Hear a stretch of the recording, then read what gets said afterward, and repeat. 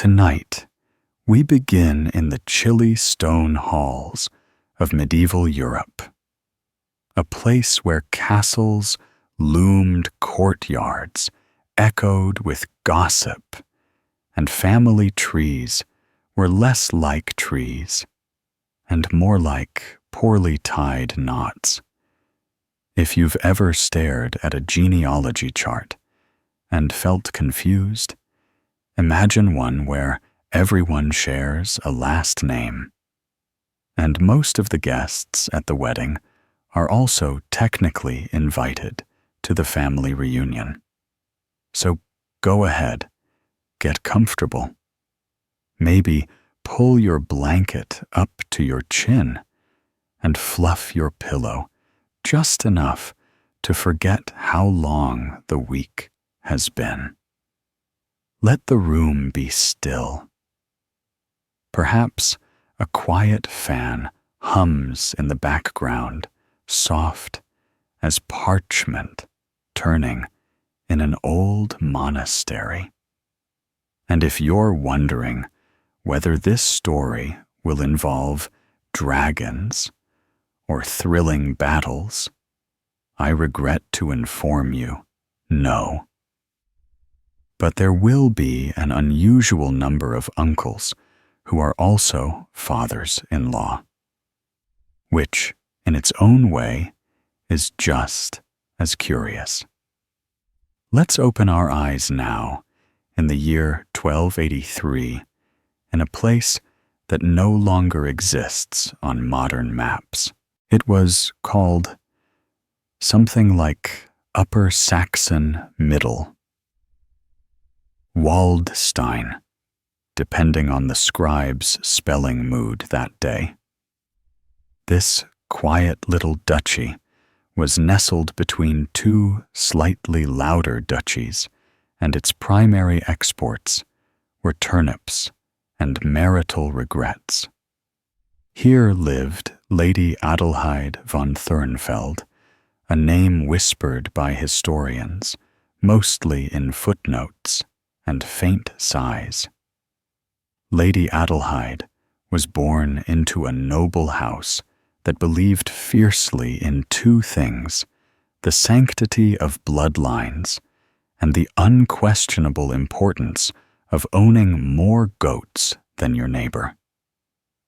Her birth was celebrated with a feast of barley stew and slightly fermented pears, during which her grandmother reportedly leaned over and said, "She's got her cousin's nose." This would turn out to be more literal than anyone realized. Adelheid was the product of centuries of very focused matchmaking. Her father, Count Diethelm the Silent, had married his first cousin, whose mother was also his aunt by marriage and second cousin by blood. There were charts. Long looping charts with arrows pointing both forward and backward, creating the effect of a family tree designed by someone with a fondness for infinity symbols. By age 5, Adelheid had the complexion of porcelain and the constitution of a damp sponge. She was allergic to sunlight, hay-strong smells, mild smells, and occasionally her own reflection. Still, she was considered a good match, mainly because she owned a small forest and 3 separate portraits of Charlemagne, one of which might have been a turnip with a crown drawn on. Her tutors described her as languid, which in medieval terms meant she spent most of her lessons staring wistfully out windows, or fainting when startled by loud candle flames. She was well versed in embroidery, Latin prayers, and the delicate art of being vaguely confused at all times. Court physicians were fond of prescribing her things like boiled goat water and sighing deeply into an urn. At age 14, her fate was sealed. She was betrothed to her cousin, Lord Friedrich of Alten Moor, a young man with an impressive collection of spoons and an unfortunate tendency to faint at the sight of poultry. The match was celebrated by both families, mostly because it required no new introductions and no maps to trace unfamiliar lineage. Friedrich, for his part, was a man of gentle habits. He enjoyed counting the windows in the castle, sorting dried herbs by size, and occasionally composing poems that rhymed spleen with bean. He once attempted to joust, but was removed from the tournament grounds after confusing his lance with a walking stick, and his opponent with a decorative hedge. Their wedding was a grand affair, held in a hall that smelled faintly of moths and very strongly of cabbage.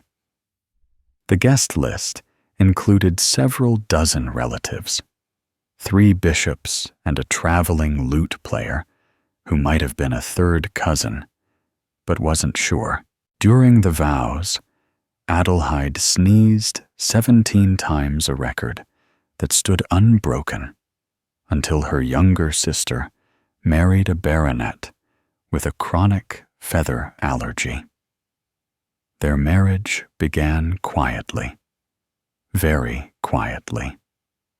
They spent most evenings playing a game they called Count the Shadows, which involved sitting very still and pointing at walls.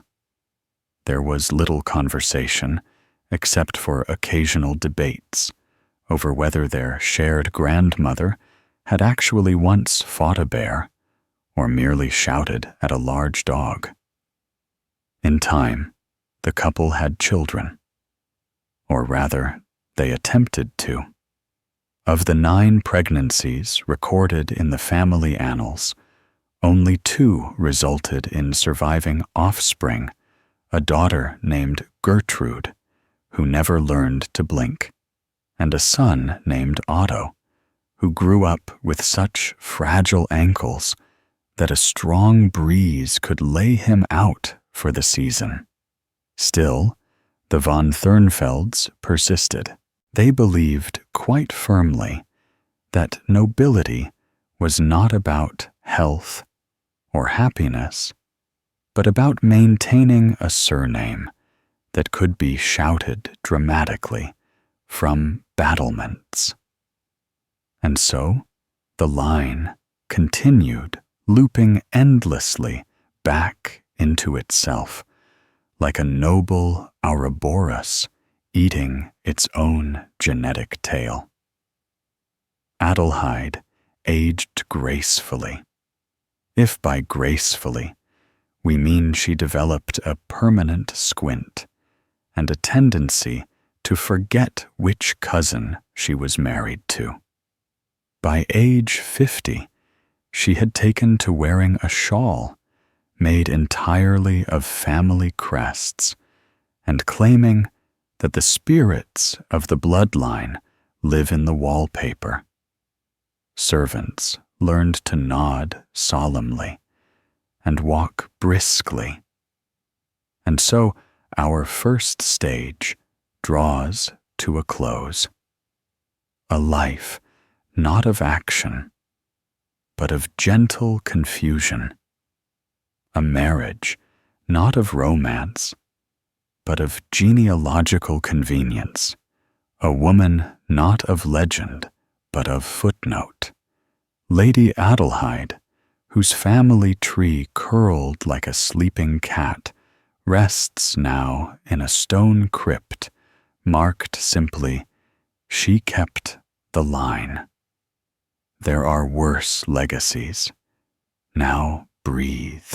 Inhale slowly through your nose, and exhale like you're releasing a small, confused pigeon.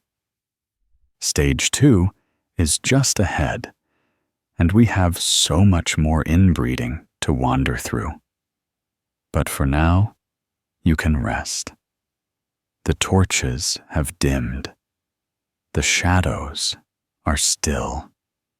And somewhere, Adelheid is probably counting them. By the time Lady Adelheid reached her 51st winter, the winds through the cracked shutters of Thurnfeld Castle had learned her name. They crept in at dusk and circled her sitting chair like respectful visitors, nudging the hems of her skirts and rustling the lace she always insisted on wearing. Even though it had been mended so many times, it resembled more suggestion than garment.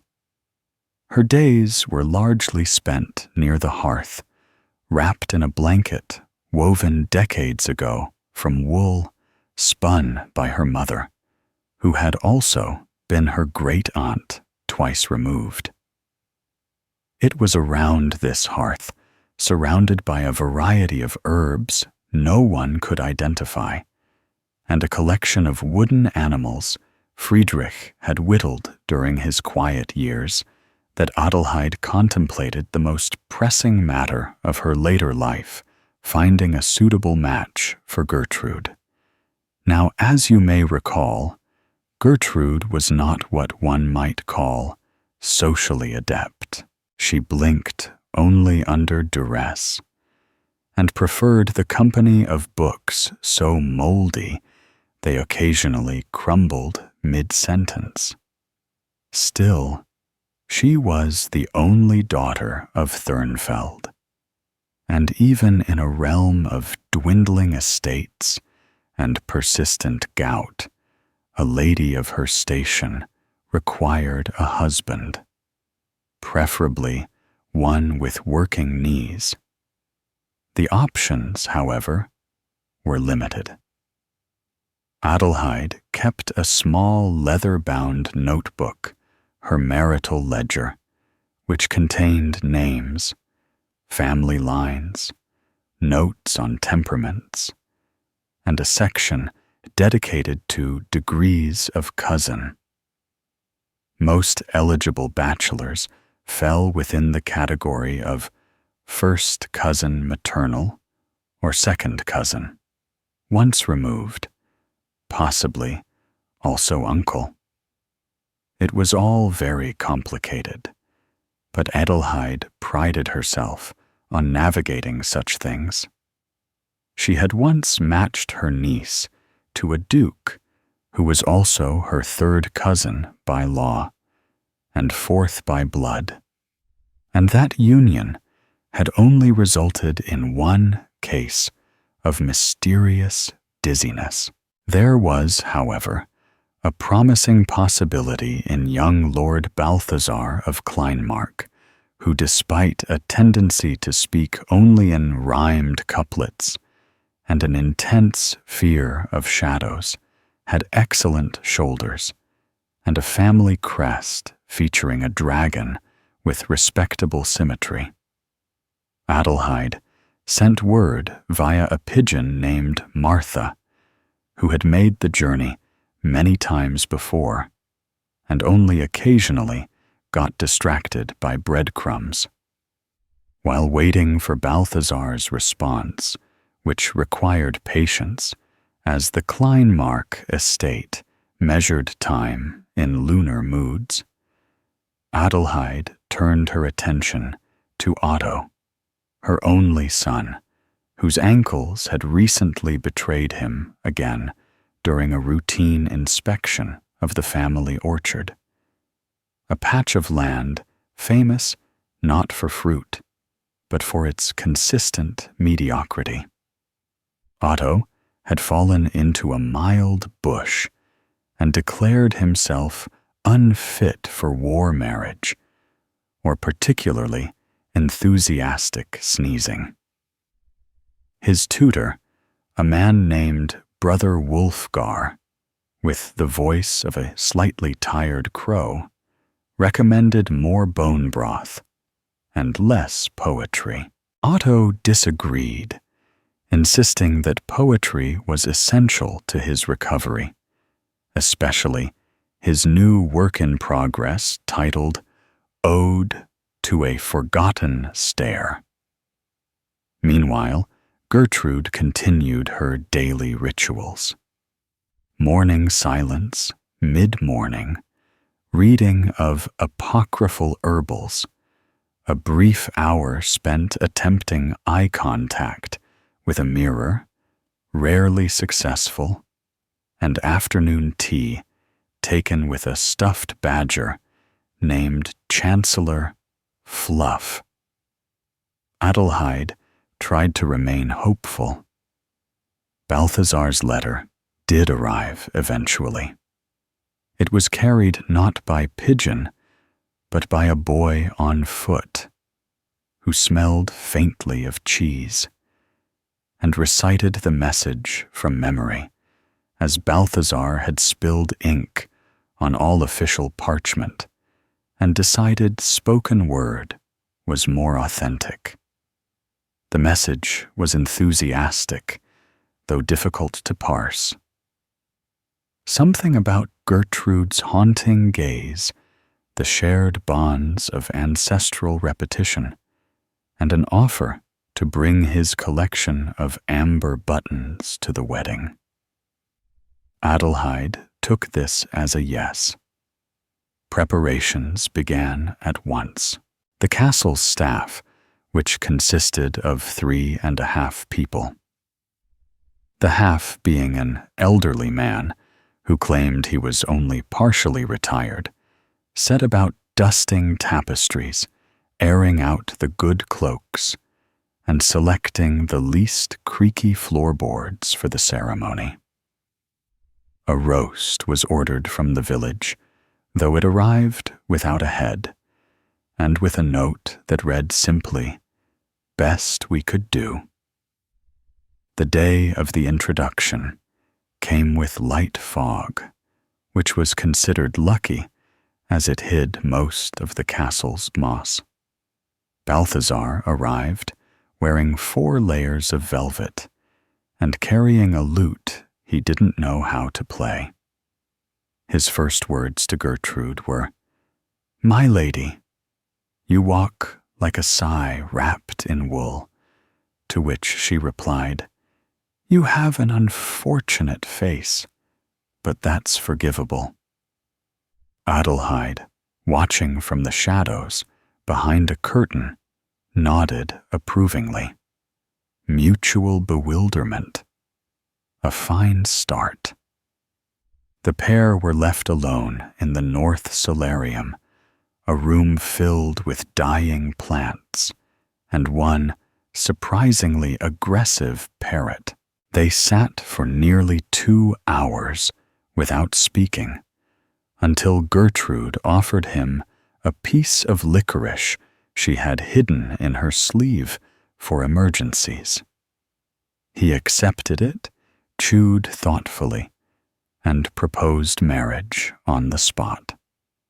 It was not romantic, precisely, but it was efficient. Adelheid was elated. She summoned the castle scribe to begin the engagement documents, a process that involved ink made from old beets and a quill with a mild personality disorder. The family was at long last expanding, though technically not really expanding so much as folding neatly inward. Still, a wedding was a wedding, and Adelheid could already picture the seating chart, which looked suspiciously like a spiral staircase. She wrote to her cousin Margaret in Lower Brattenfeld to share the news. Margaret, who also happened to be Friedrich's niece and former betrothal candidate, before a tragic incident with a goat, responded with polite confusion and a recipe for rose pudding. All seemed to be going smoothly, except for one detail. Balthazar, in his excitement, had mentioned his great-grandmother, Helga von Thurnfeld, a name that caused Adelheid's teacup to pause mid-sip.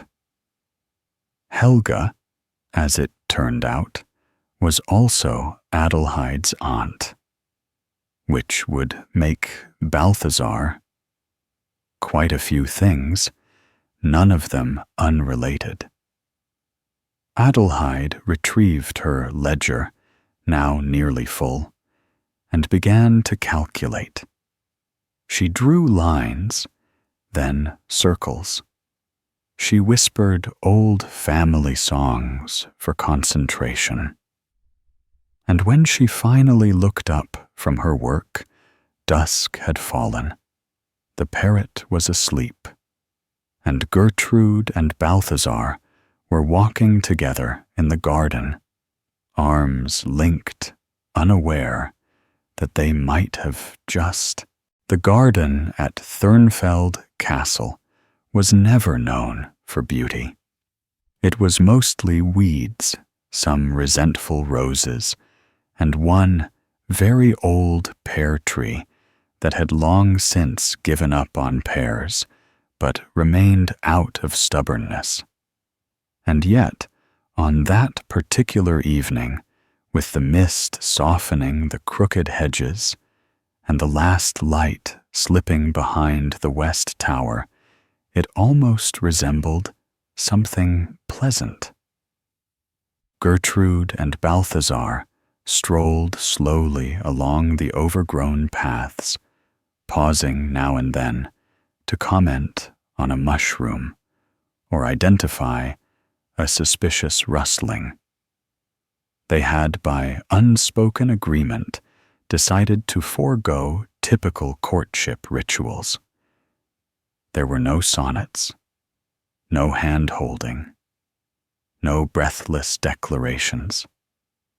Instead, Balthazar had asked Gertrude how many teeth she had lost as a child, and Gertrude responded by naming every saint she could remember who had died of questionable causes. It was, by their standards, deeply romantic. Inside, however, Adelheid was not at peace. She had not slept well since the Helga revelation, and her eyes had taken on the glossy sheen of someone who had stared at too many parchments by candlelight. She had redrawn the family tree 3 times, each version more tangled than the last, until she finally had to admit, if only to herself, that Gertrude and Balthazar were not just cousins. They were very close cousins. First cousins, technically, with several overlapping grandmothers, all named Matilda. Adelheid sat alone in the library that night, surrounded by stacks of genealogical records and a faint smell of mildew. She sipped her tea, which had gone cold hours ago, and contemplated her options. On one hand, the marriage would ensure that the Thurnfeld name endured, which was the goal. On the other, their children might arrive with extra elbows or a deep passion for moth collecting. And yet, as the hours passed and the shadows lengthened, she found herself leaning toward inevitability. After all, this was how things were done. Had always been done. She herself had once been proposed to by a man who was both her cousin and her godfather. It hadn't worked out not for romantic reasons, but because he fell into a mill pond while chasing a goose and was never seen again. The wedding, then, would proceed, but delicately, quietly, preferably without a printed program. Invitations were sent via owl and one slightly confused goat. Most of the family already lived within a few days' walk, and those who didn't were politely forgotten.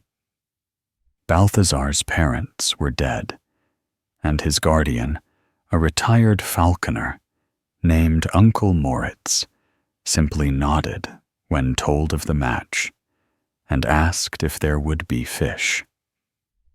Gertrude, for her part, remained unfazed by the bloodline complications. When presented with the revised family chart, she blinked, once folded the parchment into a paper bird, and said, "Well, at least we'll save on introductions at reunions." Preparations resumed. The chapel was swept for the first time since the last pigeon incident. The cook, a man known only as Lumpy Klaus, devised a wedding feast centered entirely around root vegetables and a meat that refused to specify its origin. The priest, who had taken a vow of exasperated silence years ago, agreed to officiate, so long as he could use hand gestures and minimal eye contact.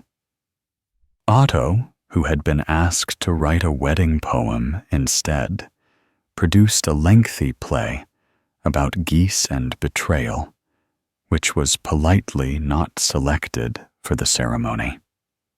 Still, he was given the honor of holding the ceremonial turnip, a Thurnfeld tradition no one could explain.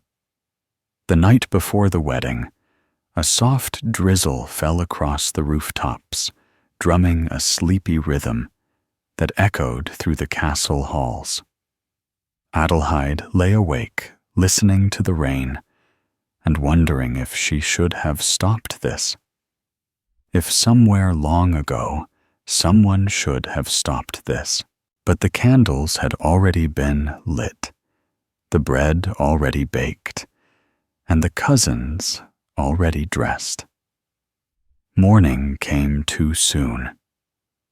The sky was a watery gray, the kind that made everyone look slightly damp, even indoors. Gertrude wore a gown of faded green velvet that had once belonged to her great-aunt Dorothea, who had been buried twice due to clerical error. Balthazar arrived with his velvet coat buttoned unevenly and a sprig of parsley in his hair, claiming it was for luck. The chapel filled slowly with assorted relatives, minor nobles, and one man no one recognized, who claimed he was from the Western Branch, though there had never been a Western Branch.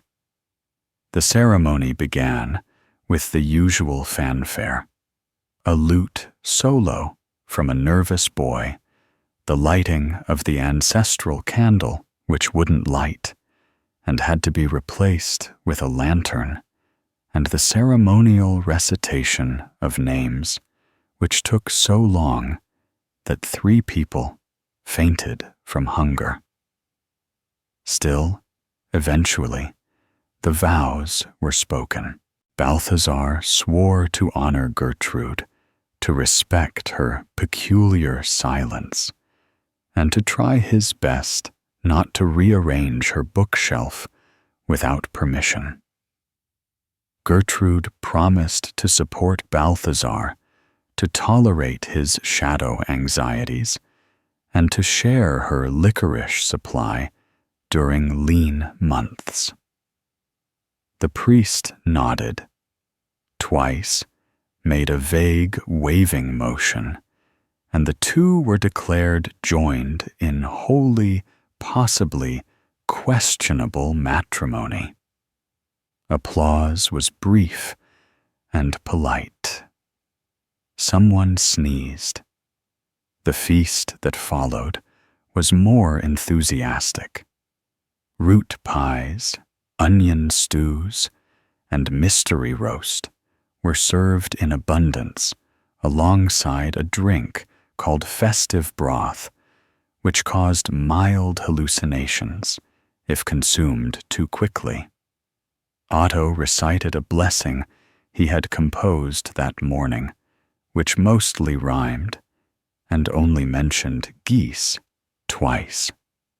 Gertrude and Balthazar danced once, very slowly, and then retired to the upper tower with a copy of a medieval romance that had been censored by 4 different abbeys. Adelheid watched it all from her chair near the fire.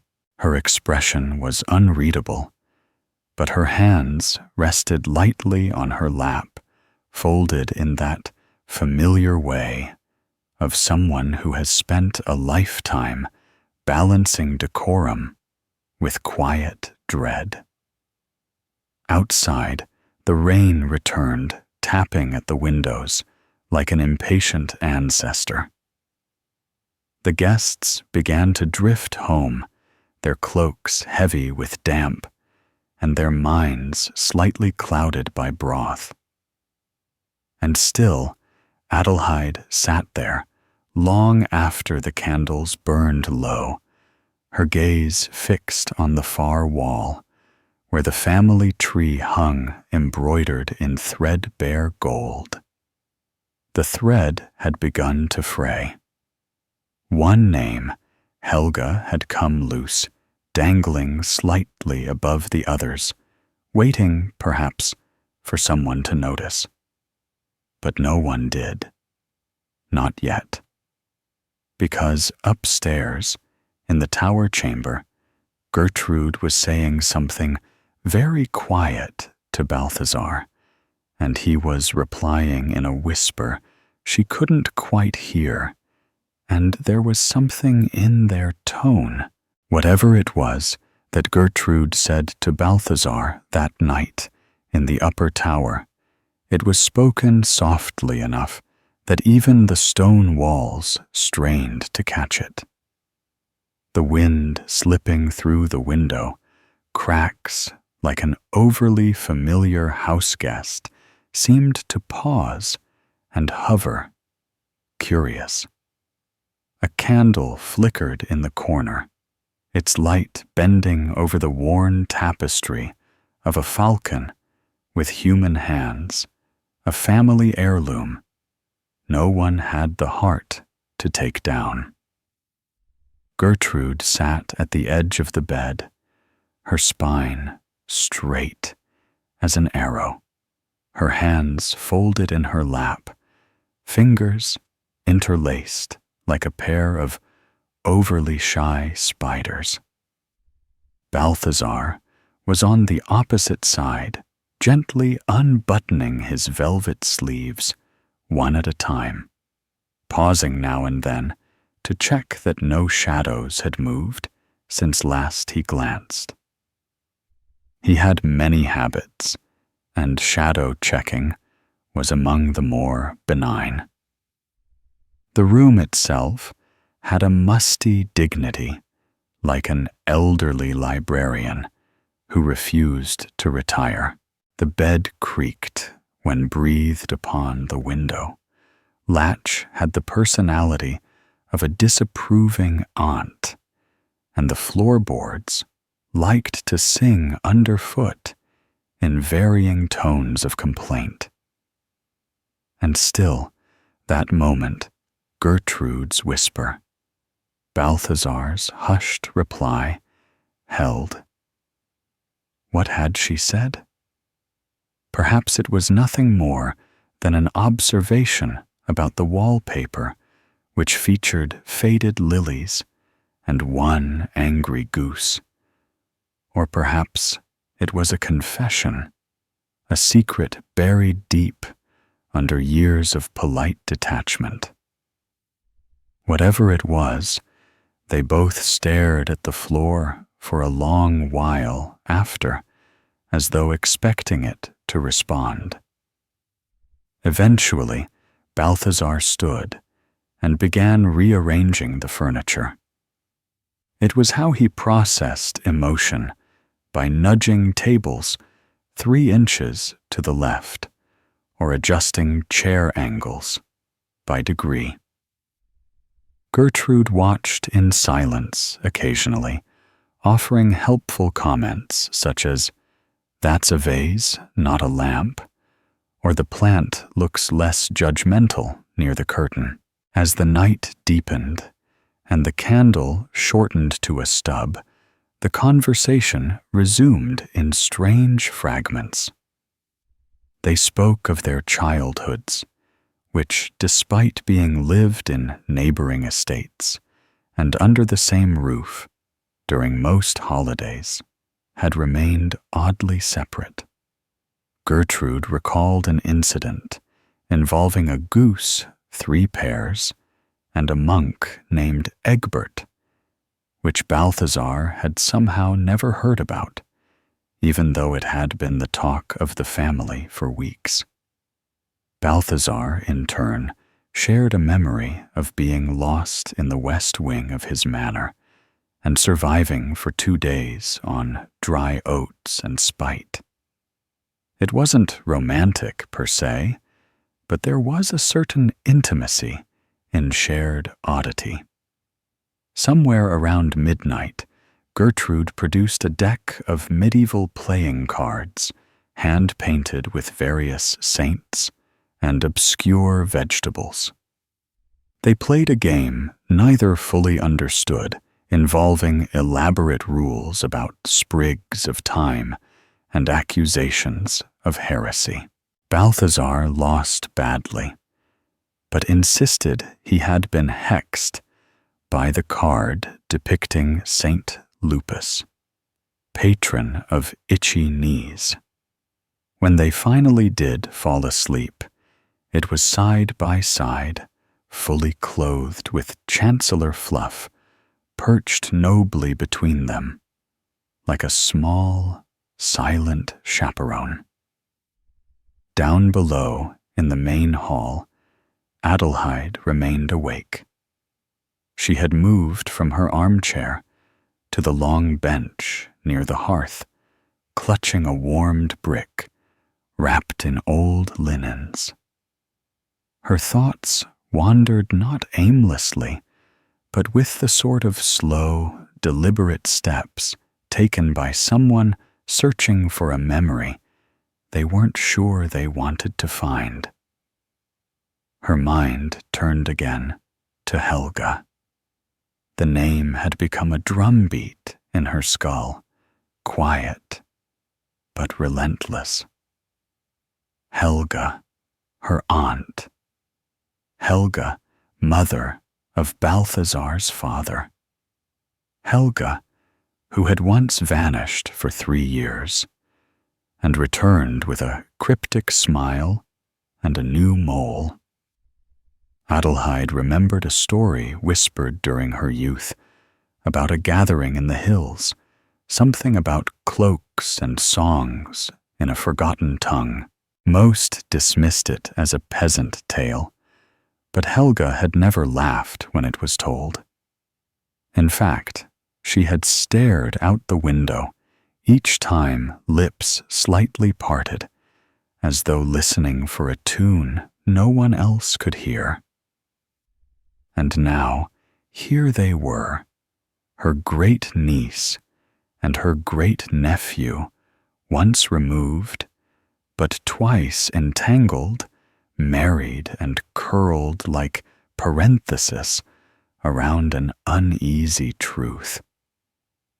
The lineage ledger still open on the side table, contained more ink than clarity. Adelheid rose, moving slowly toward the shelf where the oldest records were kept, parchment rolled so tightly they resembled scrolls of ambition. She selected one bound in cracked leather and tied with a ribbon that might once have been crimson. Blowing dust from the cover, she opened it with fingers that trembled slightly, not from age, but from anticipation. There, between the entries for the feast of Saint Dandelion and the unfortunate collapse of the Eastern dovecote, was a page written in Helga's own hand. The ink was dark, the script unusually elegant, almost musical in its flow. It was not a family record, not exactly. More of a diary entry, though Helga had titled it Observations on the 12th Cousin Principle, which was not a promising start. Adelheid read slowly. It described not just marriages, but outcomes, births, traits, patterns, mentions of ears shaped like question marks, a predisposition to fall asleep during sermons, and a curious delight in collecting objects with no known use.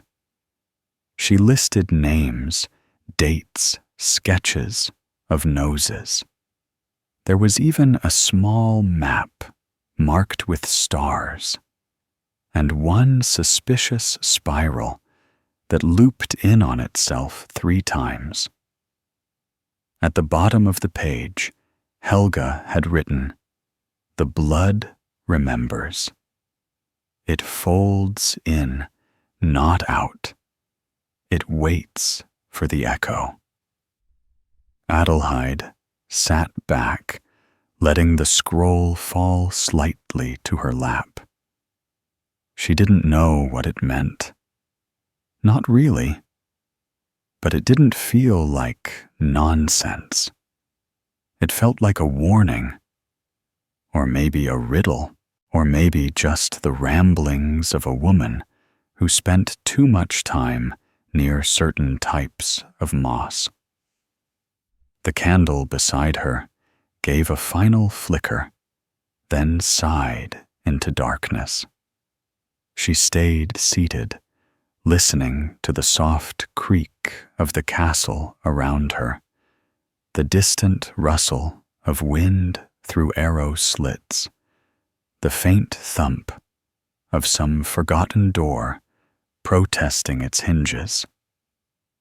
Upstairs, Balthazar stirred in his sleep, mumbling something about parsley and destiny. Gertrude, wide awake, stared at the ceiling, where a single spider moved with quiet determination across an ancient crack shaped suspiciously like the family crest. Outside, the first light of morning began to peer cautiously over the hills, as though unsure it wanted to see what came next. By the time the spider had reached the far edge of the ceiling crack, the faint light of dawn had found its way into the tower room, gently nudging Gertrude's eyelids and illuminating Balthazar's tangled hair, which had somehow acquired a second sprig of parsley overnight. The air was thick with the quiet hum of a castle awakening, muffled footsteps below distant yawns echoing down cold stairwells, and the sleepy grumbles of a rooster that had never mastered the timing of his job. Gertrude sat upright, still in her velvet wedding dress, her hair untouched by brush or braid, a single strand curling defiantly toward her ear. Balthazar remained asleep, snoring gently, and gripping Chancellor Fluff like a defensive charm.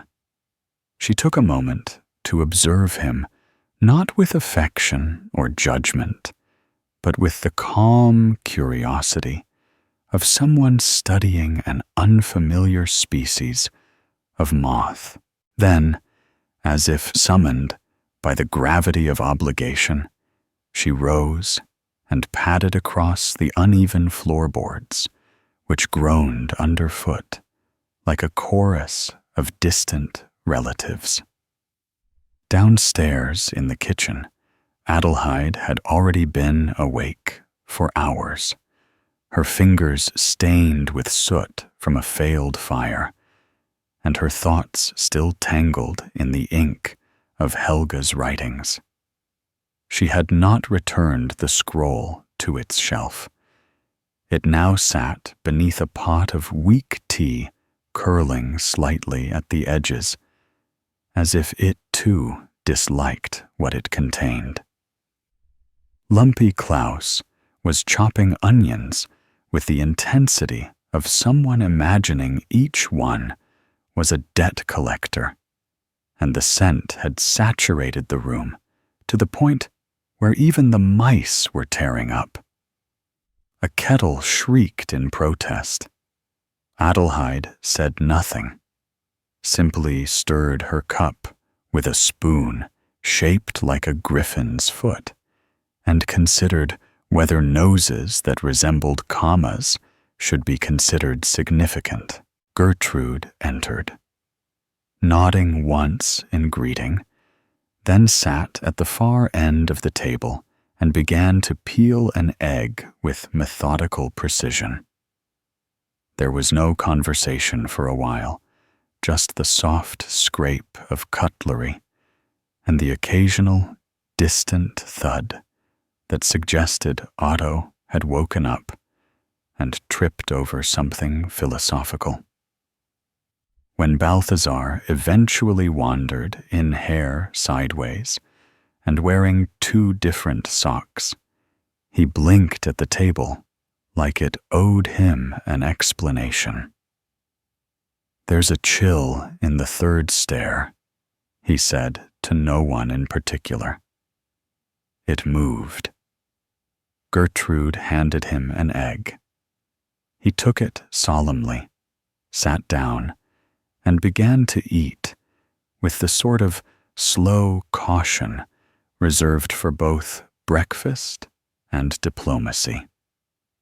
Adelheid watched them both.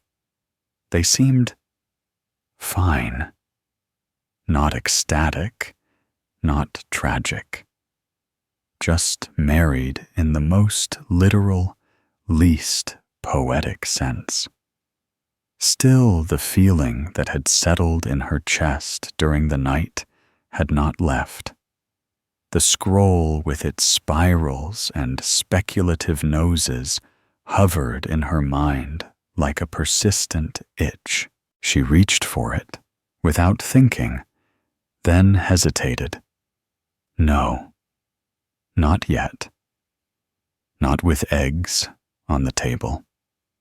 Across the castle, Otto was indeed awake, and presently trying to determine if his latest verse would benefit from the inclusion of a metaphor about damp bread. He had risen early, partly out of excitement, and partly because the mattress in the guest chamber had developed a slope that threatened to roll him into the wall if he so much as breathed incorrectly. He wrapped himself in a moth-nibbled shawl and began reciting lines aloud to the fireplace, which responded with a soft crackle of indifference. "In thine ankles quake, I see the fate of stars," he murmured. then crossed it out. Too intimate, too ambitious, too reminiscent of that one time he fell into a puddle and saw his reflection cry. He shuffled out toward the great hall, humming tunelessly and hoping someone had saved him a roll. Meanwhile, in the chapel, the priest, Father Celsus, still silent by choice, and surrounded by a growing number of pigeons, had resumed his morning task of arranging pew cushions in alphabetical order. It made no sense to anyone but him, but he found great peace in assigning letters to fabric. This one, he thought pressing a flattened red square to his face, is definitely an M. Outside, the fog was lifting slowly, like an old curtain being dragged upward by a reluctant stagehand. The village below stirred in its usual mildly unimpressed fashion. Someone shouted about turnips. A dog barked at a fence post. The innkeeper's son attempted to chase a chicken, and instead fell directly into a barrel of apples, which would later be sold as slightly bruised, but spiritually enriched. Back in the castle, Adelheid stood. Her knees cracked like ancient hinges, and she made no attempt to hide the sigh that followed. "I need a walk," she said, not quite asking permission, and made her way toward the eastern corridor, scroll now tucked under her arm. Gertrude and Balthazar did not protest. They returned to their breakfast, now supplemented by a mysterious jar of something labeled pickled curios, which no one remembered making. Adelheid wandered through the castle in silence, each hallway lined with portraits of relatives whose eyes seemed to follow her, not out of malice, but mild curiosity. She stopped before one particularly large painting of a man with a mustache that could double as a weapon, and whispered, "Did you ever wonder what your bones might say if they could hum?" The painting mercifully did not reply.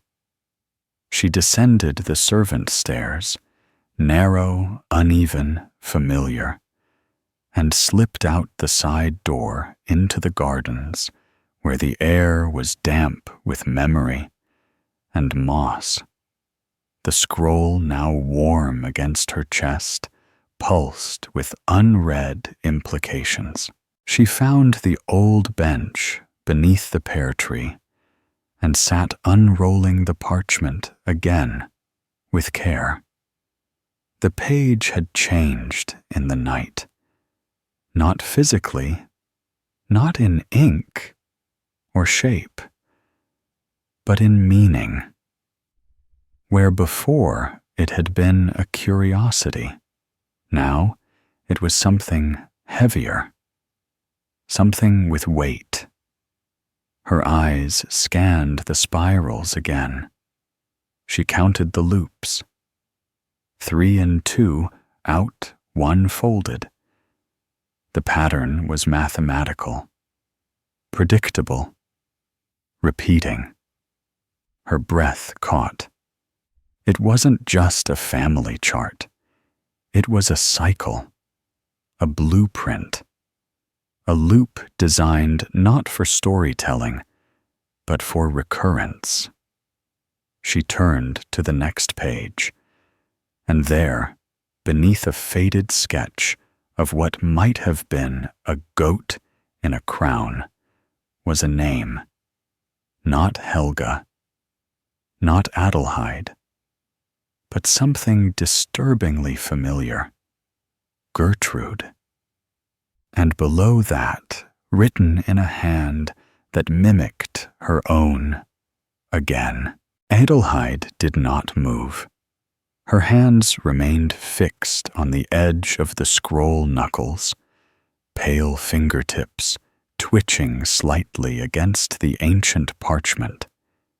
The ink was faded, but not so much that it could be misread.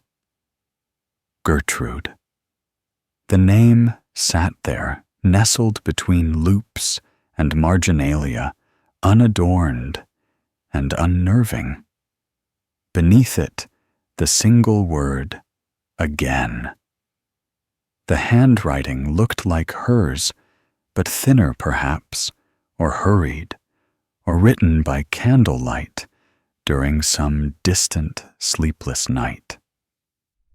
The more she stared at it, the more it seemed to breathe the edges of the letters, curling like fern fronds caught mid-unfurling.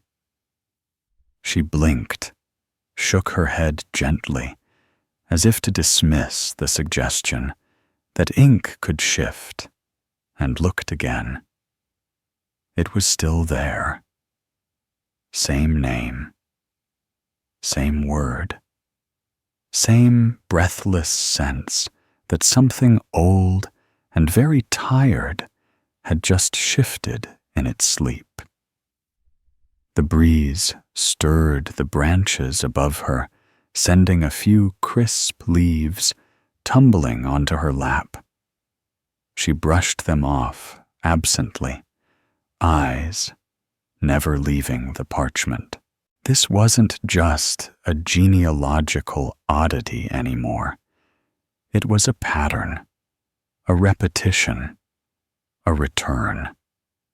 The spiral that Helga had drawn was not merely decorative, it was instructional, cyclical, recursive. Gertrude wasn't simply continuing the bloodline. She was fulfilling something, repeating it, continuing a shape that had begun who knows how many generations ago. Again. The word hung in her mind like a bell tone. Again. Not by accident, but by intention. Or worse, by design. She closed the scroll slowly, wrapping it once more in its ribbon fingers, moving mechanically, more from habit than calm. Her mind raced in slow, clumsy circles, unable to land on anything solid. She stood, knees resisting, and made her way back through the dew-wet grass toward the castle, the weight of the scroll tucked under her arm, somehow heavier than before. Inside, the halls were quiet in that peculiar post-breakfast lull, where the castle seemed to hold its breath before remembering it had chores. A chambermaid shuffled by, with a basket of wrinkled linens and an expression of resigned neutrality. Adelheid offered no greeting, only nodded once vaguely, then turned and climbed the south staircase. Not to her study, not to the parlor, to the tower. The door to Gertrude and Balthazar's room was ajar, the candle stub from the previous night, now a small smear on the windowsill. The bed had been made with the kind of careful stiffness that suggested Gertrude's doing. Balthazar's boots were pointed in opposite directions, as if they had quarreled and stormed off in different directions. Chancellor Fluff was perched on the windowsill, gazing out at the fog, as if composing a small and deeply judgmental poem. Adelheid paused in the doorway. She had not planned what she would say. She had not even planned to come here. But the scroll in her hand itched for attention, and her thoughts, though disjointed, had settled on one certainty. Gertrude had to see this. Whether she would understand it or admit to understanding it was another matter. She stepped inside and set the scroll on the writing desk, clearing a space between two empty ink pots and a half-eaten biscuit that had long since given up on relevance. Gertrude entered. Moments later, her arms folded, eyes narrowed slightly, as if she'd expected this encounter, and found it neither surprising nor particularly welcome. "You've been reading Helga's spiral again," she said flatly. Not a question. Adelheid nodded. "You wrote your name," she said, "in the margins." Gertrude did not flinch. She moved to the desk, looked down at the scroll, but did not touch it. "Not in this life," she said quietly, "but perhaps one adjacent." Adelheid felt her mouth dry, her breath hitching on nothing. "What does that mean?" Gertrude shrugged the movement, almost imperceptible. "You always ask that. Every time." The silence that followed was not heavy, but oddly soft, like a blanket that didn't belong to you, but still smelled familiar. Helga wrote about the spiral, Adelheid said. She mentioned patterns, recurrences, traits that reappear, names, habits, even shadows that linger in certain corners of the castle. Gertrude nodded. She was more observant than most, less afraid of what she noticed. She turned then, looking Adelheid full in the face. "You're afraid. This time. Shouldn't I be?" Adelheid whispered. "If the spiral is real, if we're repeating ourselves, if this marriage, this bloodline is just a wheel that never stops turning." "It's not the wheel," Gertrude interrupted. "It's the path. The spiral moves outward, not inward. The repetition only traps those who don't step sideways." Adelheid blinked. "What sideways?" Gertrude didn't answer. She picked up the scroll, ran a finger along the edge, then rolled it closed, and placed it gently in the fireplace.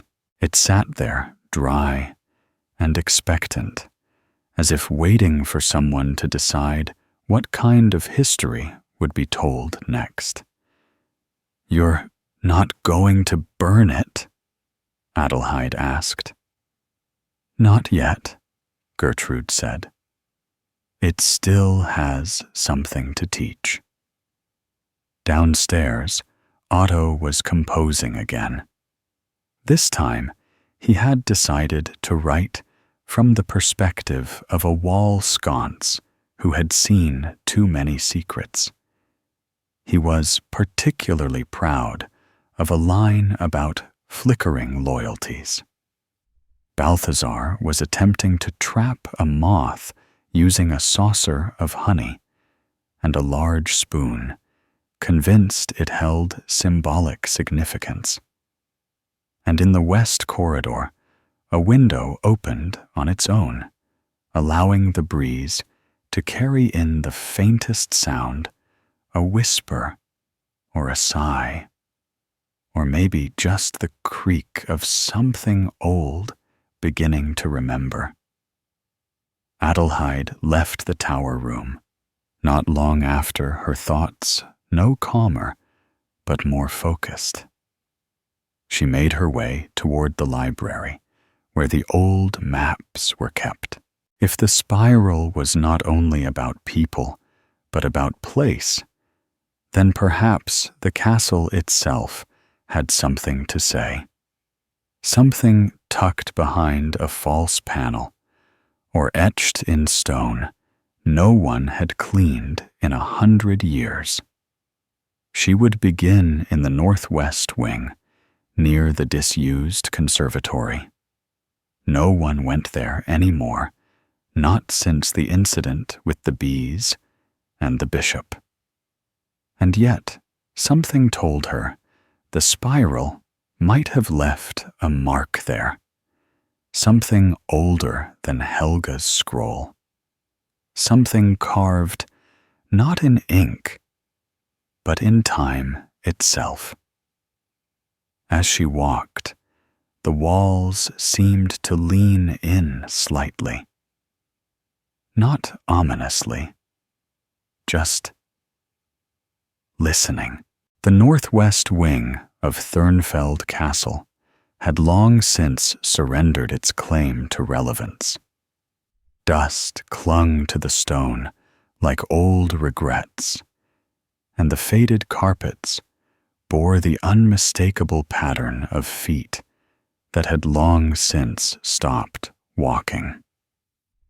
Adelheid moved slowly through the corridor, her shawl catching on the occasional protruding nail.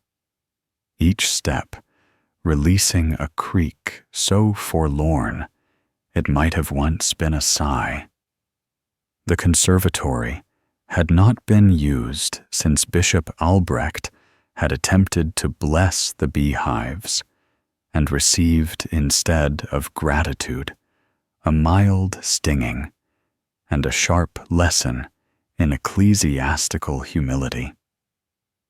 Since then, the doors had been shut, the windows shuttered, and the room left to its own quiet decomposition. But now, as Adelheid approached, she noticed something odd. The door was slightly ajar, not flung open, not forced, just not closed, as if it had been waiting for someone to remember it. She paused, hand hovering over the handle, then pushed it gently. The door opened with a whisper of complaint, revealing a space drenched in stillness. The glass ceiling, long cracked and clouded with age, allowed just enough light to illuminate the remains of a once ambitious garden, skeletal vines curling around rusted trellises, brittle leaves fossilized on the floor, and the faint scent of something both earthy and forgotten. At the far end of the room stood the fountain, dry naturally, its basin choked with moss, and a single shoe that no one had claimed in 20 years. Adelheid crossed the room slowly, her eyes scanning the walls, the floor, the discolored panes of glass. She wasn't sure what she was looking for, only that she would know it when she saw it. Her fingers brushed against an old plant stand, now empty, and found a groove in the stone beneath it. Curious, she bent down, brushing away decades of dust and dead petals, revealing a symbol carved shallowly into the floor. A spiral, not like Helga's. This one was older, cruder, etched by hand, with a tool no sharper than a spoon. It began in the center and wound outward, uneven, but deliberate. Around it, faint inscriptions in Old Thurnish, a dialect no longer spoken and barely remembered. Adelheid leaned closer, mouthing the words. Time circles, blood echoes, names return. It was an inscription she had seen before, though not in any book. It had appeared once in a dream, one she had had as a child, when fever had kept her bedridden for weeks, and the only visitors were shapes on the ceiling, and a cat no one else ever saw. The spiral seemed to pulse slightly in the dim light, not physically, but with suggestion. She placed her hand on it, and the stone felt unusually warm. Not hot, not supernatural, just warm like the way bread feels after being forgotten on a windowsill. She stood, brushing her skirts absently, and turned to examine the walls more closely. One section beneath a long dead vine bore the faint outline of what might once have been a doorway. There were no hinges, no knob, just a slightly different hue of stone, and a small indentation shaped like a 7-pointed star. Adelheid frowned. 7-pointed stars were not common in Thurnfeld iconography. Most noble symbols involved birds, vegetables, or extremely nervous-looking lions. She touched the indentation gently, and something within the wall shifted, not a door swinging open, but more like a thought being remembered. A panel slid aside, revealing a narrow stairwell descending into darkness. She hesitated only briefly before fetching a nearby candlestick, still holding the stub of a candle used last, perhaps, by someone with more curiosity than sense. It lit easily, the flame steady and low, casting a soft glow down the hidden stair. With a deep breath, Adelheid descended. The stairs spiraled. Of course they did. Tight and steep, the stone walls pressing close like the pages of a closed book. The air grew cooler, tinged with the scent of damp stone and something metallic. At the base of the stairs, a chamber opened round small and surprisingly dry. The walls were covered in carvings, none newer than 3 centuries, some possibly far older. Spirals again. Names, dates, sketches of faces that blurred with time. And in the center of the chamber, a plinth. Upon it, a book, not a scroll, not a ledger, a bound book. Its cover darkened with age, the clasp rusted shut.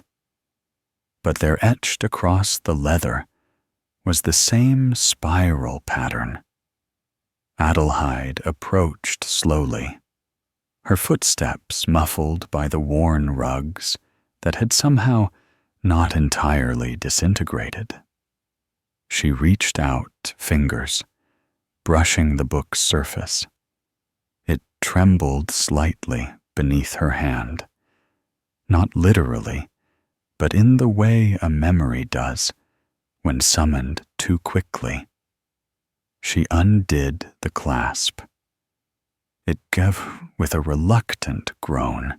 The pages inside were brittle but legible.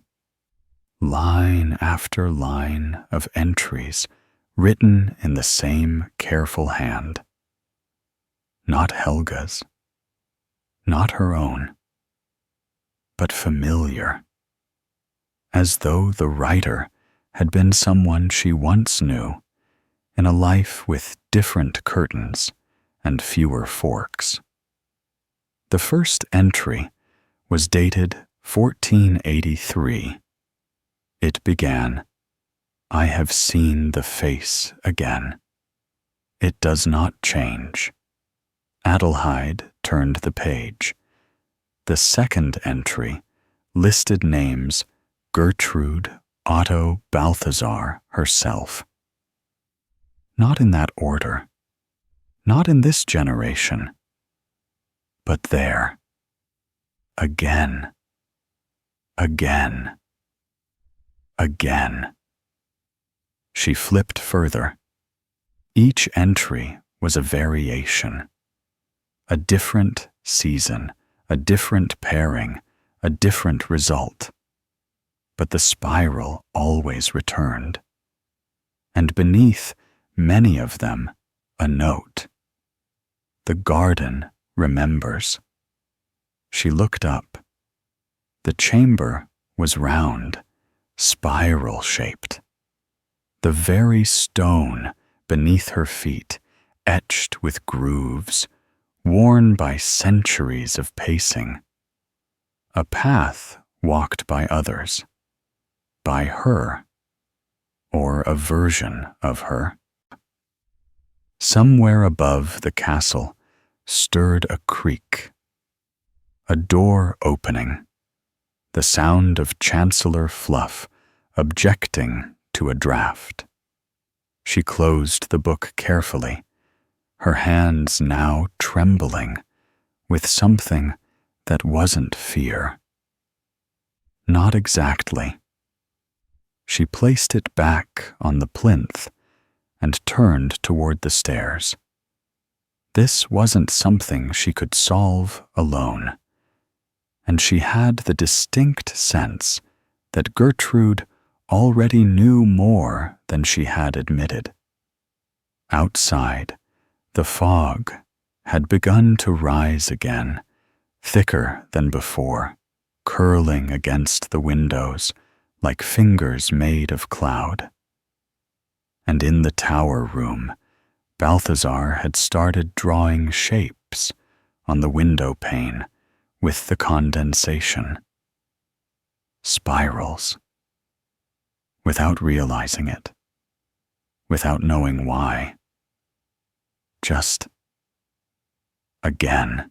When Adelheid emerged from the spiral chamber beneath the conservatory, the afternoon had tilted into that peculiar hour where sunlight begins to lose interest, and everything turns a little gray around the edges.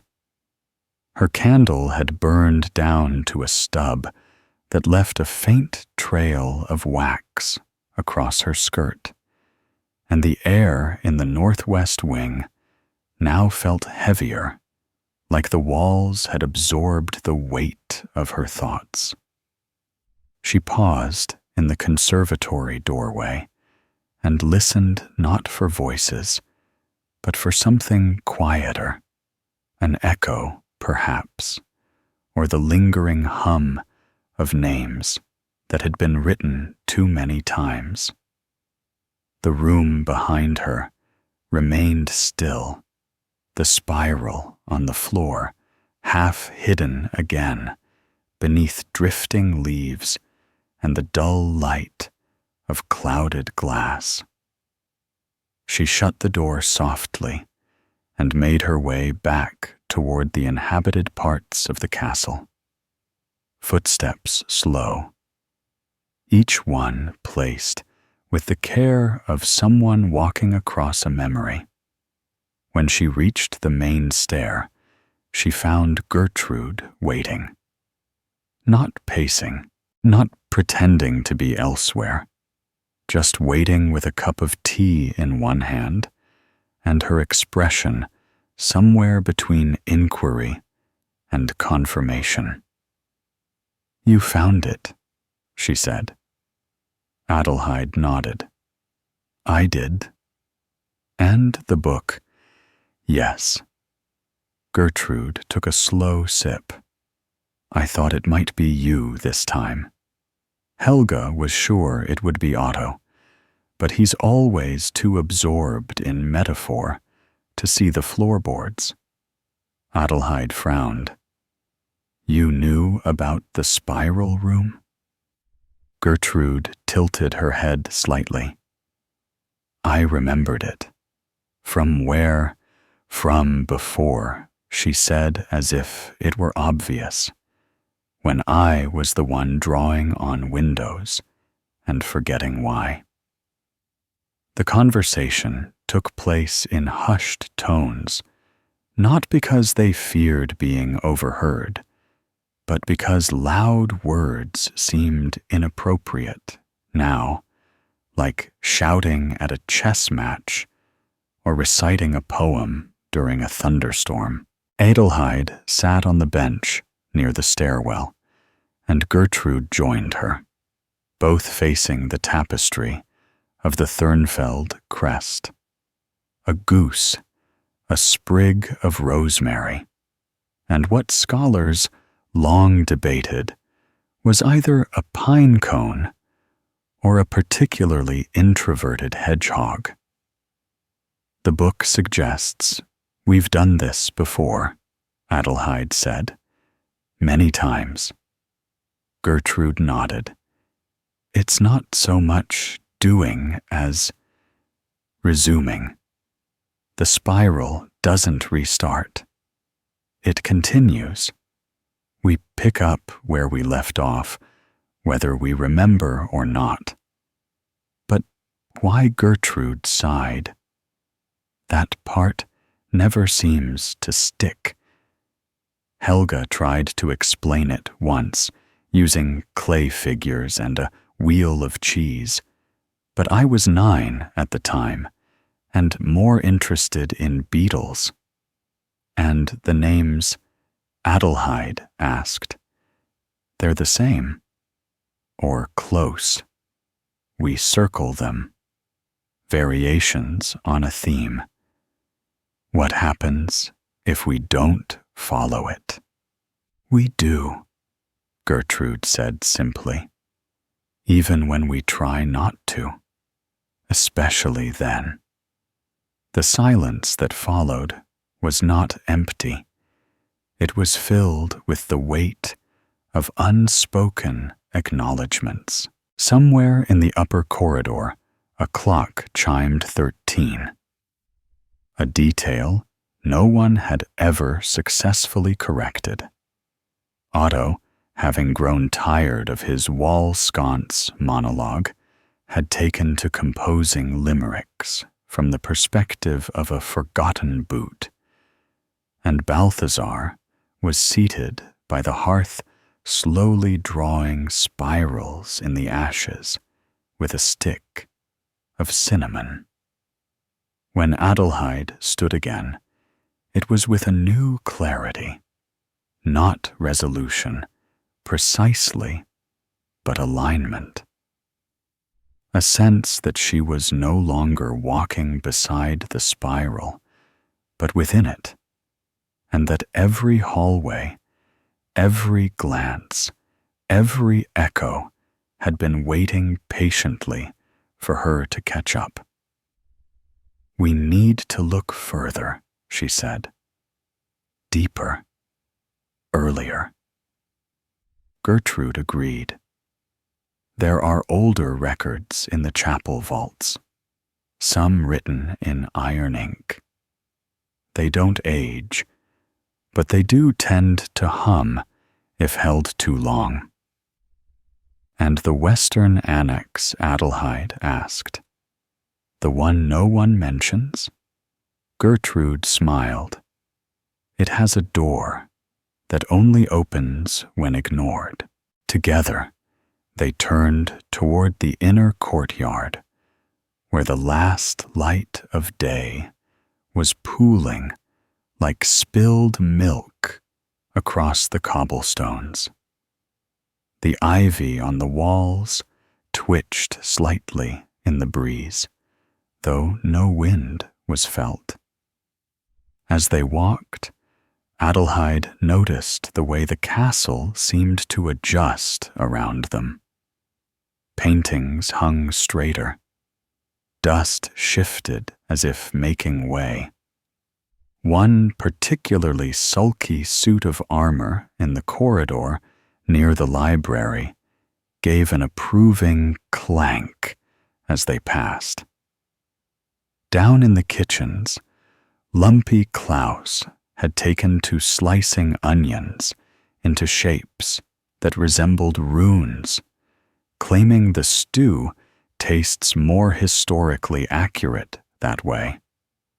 Chancellor Fluff, now wearing a very small ribbon of unknown origin, had relocated to the west windowsill, staring at a patch of sky with the intent of a librarian memorizing weather patterns. And in the vaulted chamber beneath the chapel, the one that hadn't been unlocked since the reign of Count Ulrich the Unpersuasive, a faint rustle began, not of pages, nor of rats, but of fabric, as if something cloaked were shifting, perhaps standing, perhaps brushing dust from its shoulders after a very long nap. Gertrude and Adelheid reached the vault door by candlelight, which flickered not from draught, but anticipation. Adelheid retrieved the old iron key from the satchel she had not remembered bringing. It fit easily, as though the lock had missed it. The door creaked open. Cold air drifted out, smelling of ink age and the barest hint of rosemary. They stepped inside. The walls were lined with alcoves, each one housing an object, a book, a mask, a spool of thread, a small brass goose. In the center of the room stood a table, and on it another spiral, this one carved not into stone or wood, but suspended in air, faintly glowing, turning so slowly it could only be seen by forgetting it was there. Gertrude reached out toward the center, her fingers brushing something invisible, but undeniably present. "It's always here," she whispered, waiting. Adelheid joined her. Then, maybe this time, we ask the right question, or listen for the answer we keep ignoring. Behind them, the door did not close. It breathed. And above, far above, in the uppermost turret of Thurnfeld Castle, the bell that hadn't rung in 2 centuries gave one low, uncertain toll. The sound of the turret bell lingered in the vaulted air like a question, left hanging at the end of a long conversation, one where the speaker had already exited the room. Neither Adelheid nor Gertrude moved immediately. The spiral at the center of the chapel vault continued its slow, patient turning, almost imperceptible, unless one stared long enough to forget everything else. The air inside the chamber, though untouched by breeze, shifted subtly, the way silence sometimes bends when watched too closely. Adelheid reached out again this time, with both hands, letting her palms hover just above the center of the suspended spiral. She felt nothing in the ordinary sense, no heat, no cold, no pressure.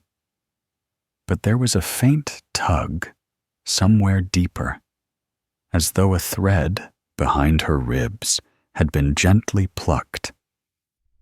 Gertrude, standing just beside her, was whispering something under her breath. At first, it sounded like a prayer, then like a recipe, and finally like the lyrics to an old lullaby their grandmother used to hum when it rained sideways. The objects on the shelves around them seemed to shift slightly in the candlelight, not move exactly, but acknowledge. A spool of thread uncoiled by a hair's breadth. The brass goose tilted as if reconsidering its position. One of the books creaked open, just far enough to suggest curiosity. "This isn't just memory," Adelheid murmured. "It's intention." Gertrude nodded. "It remembers us, but it also expects something. A decision. Perhaps. Or maybe just attention." They turned away from the spiral, slowly unwilling to disrupt its rhythm, and began to examine the shelves more closely. Each alcove held one object perfectly, centered, perfectly undisturbed, as though placed by hands that believed very firmly in symmetry. Adelheid paused before a wooden box inlaid with tiny mother-of-pearl spirals. Its latch rusted shut.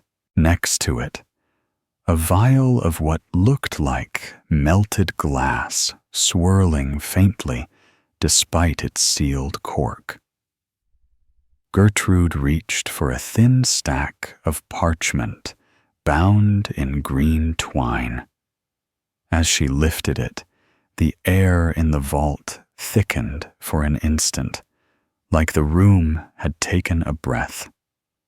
The pages were covered in sketches, faces mostly. The same few again and again. One of them unmistakably Helga, her sharp nose and high brow rendered in charcoal with near-reverent care. Another looked like Gertrude, though younger. A third, perhaps, Otto, albeit with far better posture. Near the bottom of the stack was a sketch of Adelheid.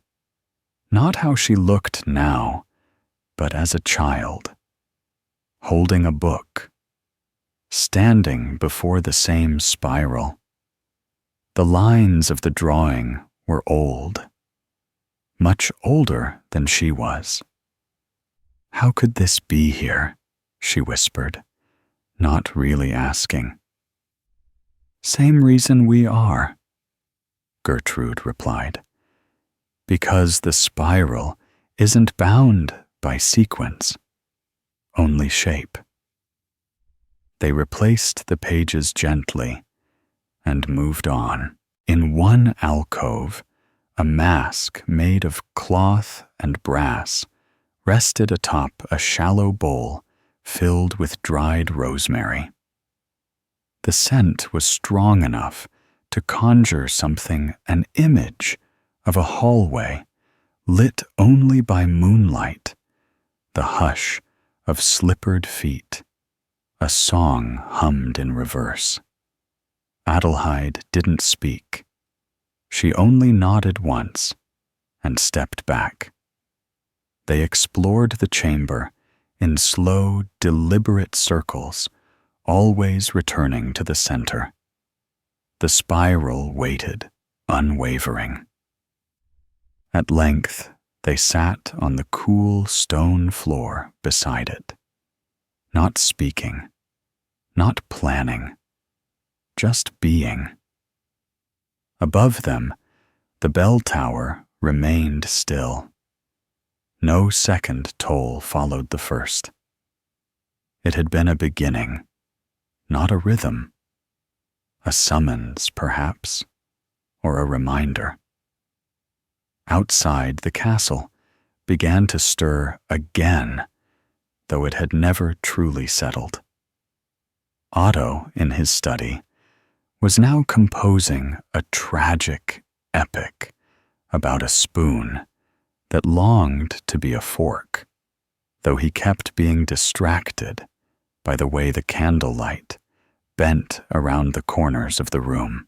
Balthazar, having lost track of time entirely, was now in the kitchen explaining to Lumpy Klaus how cinnamon could be used to ward off existential dread, to which Klaus replied that most things could be managed with onions if applied creatively.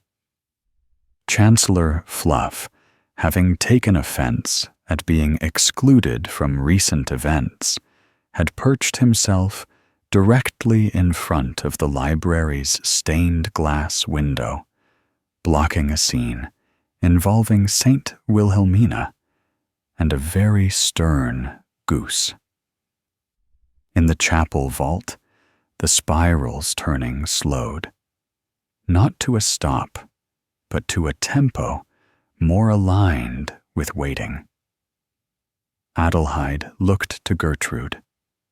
The names, she said. The ones in the book. They weren't just repetitions.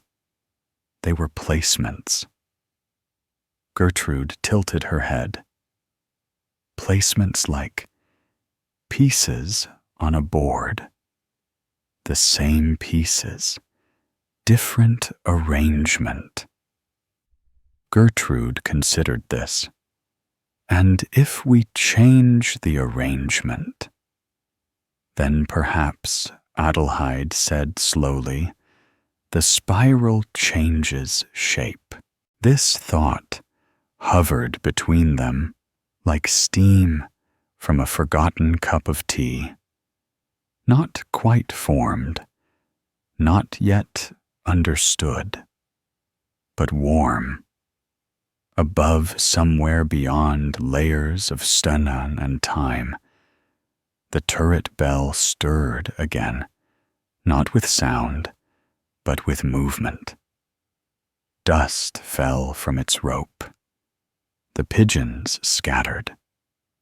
And just beneath it, in the small chamber where the bell ringer once kept his records, now sealed and unused for over a century, a page fluttered open on its own.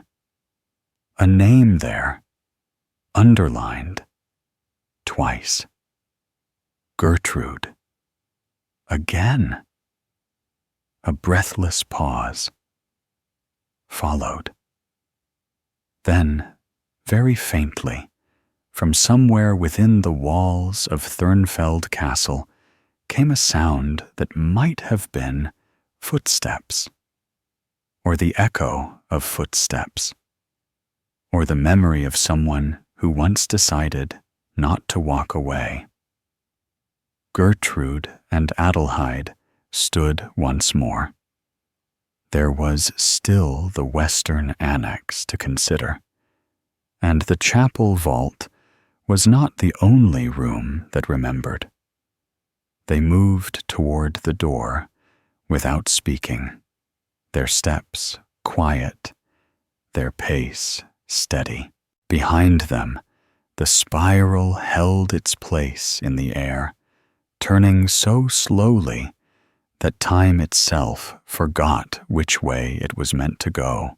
They stepped out of the chapel vault in near silence, letting the heavy door settle behind them with the kind of thud that implies both finality and eventual return. The hall beyond remained as it always had, lined with sconce niches, and the scent of old wax quiet as the breath between thoughts. Gertrude walked slightly ahead, her fingers trailing the stone wall in the absent-minded way one might stroke the spine of a well-loved book. Adelheid followed the candle she held, flickering with the faintest uncertainty, as though unsure it wanted to illuminate what came next. The castle's western annex was rarely visited, not for any dramatic reason, but more from a sort of architectural indifference.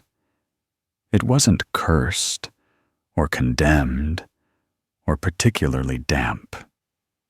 It was merely forgotten. Most maps of Thurnfeld omitted it entirely, or marked it only with vague labels like storage or not important. The path there required passing through the old music room, where time had preserved a harpsichord in a state of dignified decay, and a chair that once hosted a duchess with a fondness for humming loudly at inopportune times. Beyond the music room was a short corridor that ended in a solid wall. No markings, no door frame. Nothing. Just blank stone. Unless, of course, one stopped looking. Gertrude paused, stepped back, and then, without turning her head, moved sideways with the peculiar grace of someone performing a half-remembered dance step. The wall flickered, not visually, but in presence, as if the stone blinked. And then there was a door, not a grand one, nor even particularly well crafted.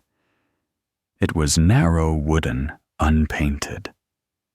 Its handle was made from twisted iron, warm to the touch, despite the chill in the corridor. Adelheid joined her, saying nothing. They both knew better than to announce their presence. The door responded best to disinterest, with a soft creak that sounded faintly apologetic. It swung inward. The room beyond was dim, not dark, lit by something that might have been natural light filtered through centuries, or perhaps the accumulated glow of unnoticed things. Shelves lined the walls, not of books, but of objects, fragments mostly. Bits of stone, fabric, bone, clay. Labels written in a script that didn't belong to any language currently in use. The floor was uneven, patched in places with wood, and in others with tiles bearing mismatched patterns. A table stood in the center, covered in papers that fluttered occasionally without breeze. Atop the highest shelf, a lantern burned with a steady blue flame. Gertrude stepped inside first. "This place is older than the vault," she said quietly. "Older than the chapel. Maybe older than the name Thurnfeld." Adelheid nodded. "What is it?" "A collection," Gertrude said. "Of what misremembered things." Adelheid turned slowly, taking in the details. A cracked mask with feathers faded to gray. A small hourglass filled with a sand that occasionally pulsed. A jar containing what appeared to be folded laughter. One of the papers on the table was covered in a spiral, this one drawn in red ink with jagged edges, the lines uneven, as though the drawer had been interrupted. At the center of the spiral, in firm hand, was written, "Do not continue." Beside it, in softer ink, another hand had added, "But we always do." Adelheid reached for a small box tucked beneath a broken compass. It opened easily, revealing a mirror the size of a coin. When she looked into it, the reflection didn't match the angle. It showed her, yes, but older, tired, standing somewhere unfamiliar. And beside her, Gertrude younger, holding something Adelheid couldn't see. She shut the box quickly. Gertrude was examining the back wall, where the stone seemed to ripple slightly. "There's another room behind here," she said. "How do you know?" "Because I remember leaving it." She placed her hand on the stone and pressed gently. The wall yielded with a sigh, revealing a narrow passage that twisted to the right, almost immediately vanishing into gloom. Without hesitation, she stepped through. Adelheid followed. The passage sloped downward. Barely. Just enough to make each step feel slightly off balance.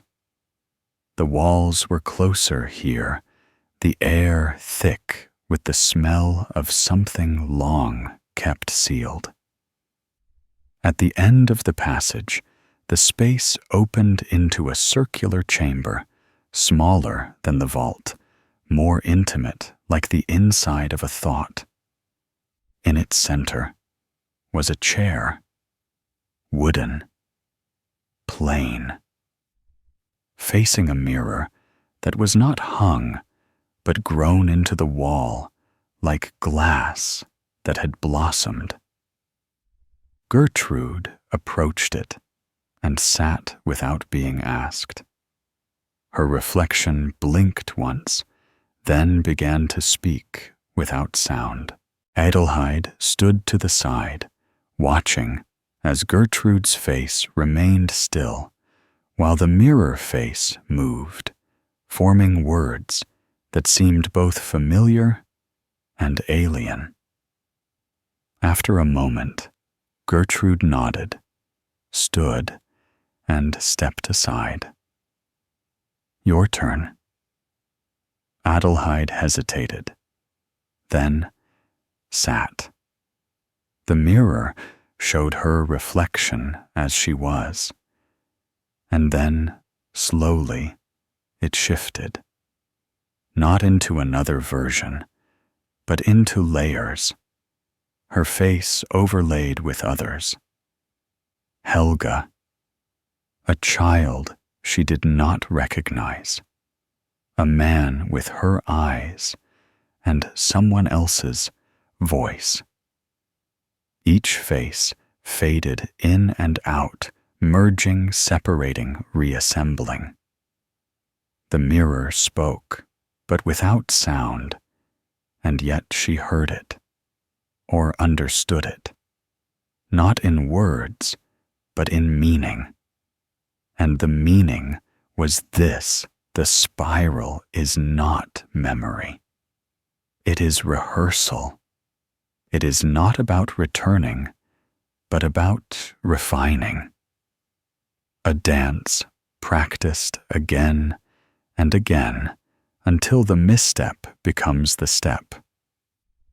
When she stood, the air in the chamber felt different, lighter in a way that had nothing to do with temperature. Gertrude looked at her. "Now we go back," she said. "To what?" "To continue." "Of course."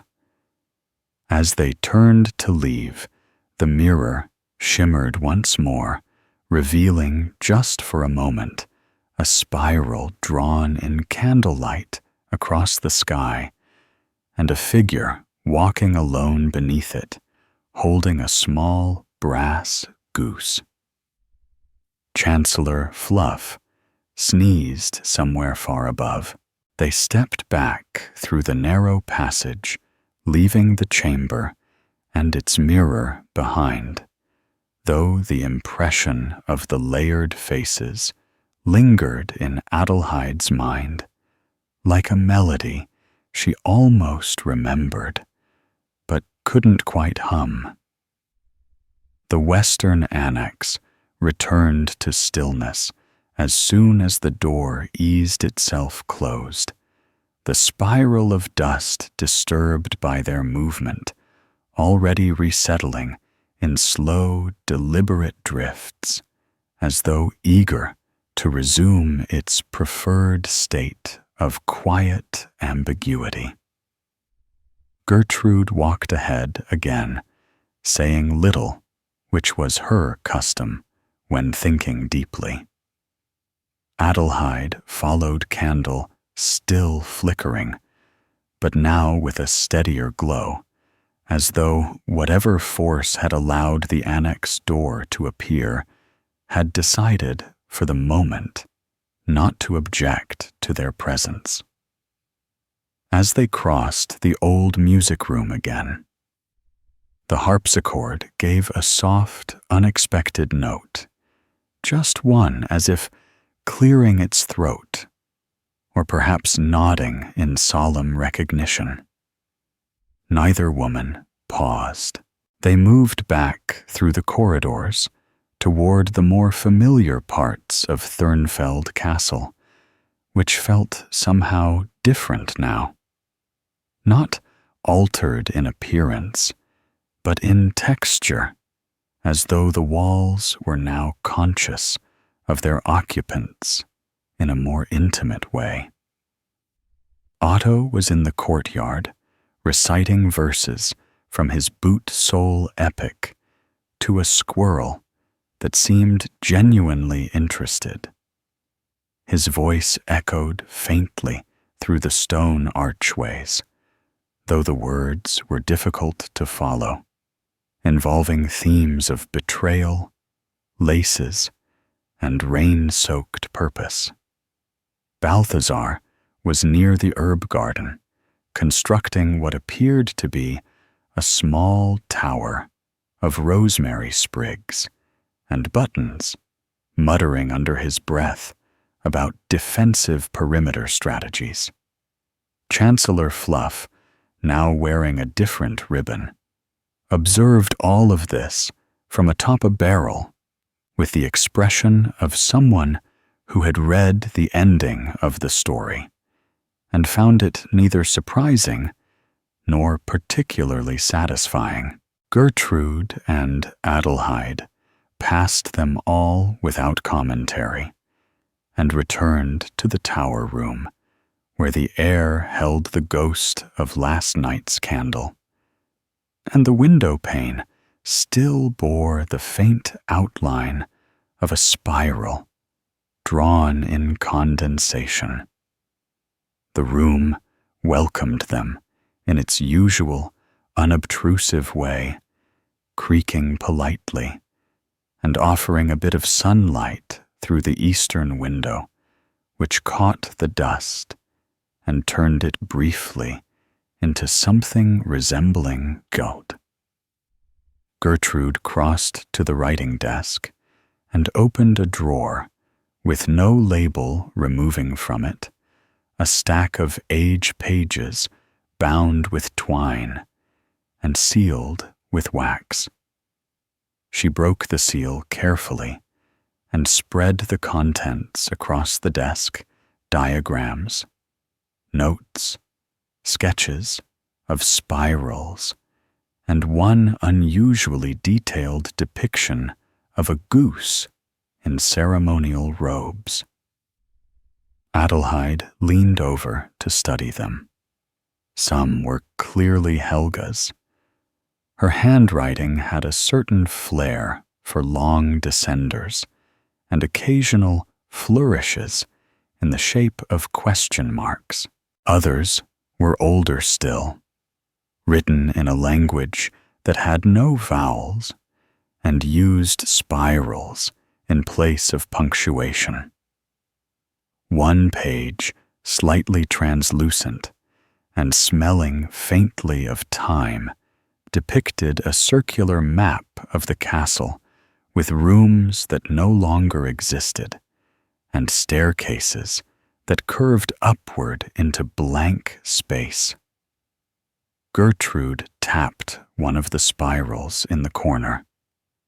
"This matches the one in the mirror chamber," she said, "which means it's not unique." "So there are others?" "Probably," Gertrude said. "Or maybe it's the same spiral appearing in different places, like a shadow that forgets where its body went." They worked in silence, arranging the pages, aligning sketches, with notes comparing symbols and shapes. Occasionally, they found matching words or repeated phrases, again the fold path remembered, and once disturbingly prepare the pairs. Adelheid found a small notebook tucked between two diagrams. It was written in her own hand, or rather, her handwriting from years ago, when she was still learning to shape letters, and habitually dotted her I's with tiny circles. The entries were short, fragmented. One read, "I saw her in the mirror today. Not me. Her." Another said, "If I hide the candle, maybe it won't remember the way." A third simply read, "She is me when I forget." Gertrude read over her shoulder without comment, then placed a hand gently on her arm. "It's not madness," she said. "It's memory, taking the long way around. But if we've done this before, if we've remembered and forgotten and repeated all this, what's different now?" "You brought the spiral upstairs," Gertrude said. "That's new. What does that mean?"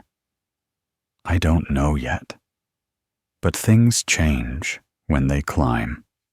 Outside, the wind began to pick up, rattling the shutters with sudden insistence. Gertrude moved to close the window, pausing when she saw Chancellor Fluff staring up at the tower, tail twitching like a metronome set slightly off tempo.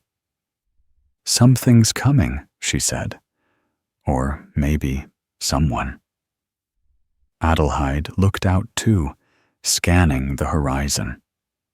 Far beyond the fields, past the old orchard, and the crumbling wall that once marked the edge of the family holdings, a faint shimmer danced along the treetops. Not light, exactly. Not smoke. Something else. A bend. A wrinkle. A suggestion of shape. "That wasn't there yesterday," she said. "No," Gertrude agreed. "But it might have been here before." They watched for a moment longer until the shimmer stilled and the breeze dropped back into quiet.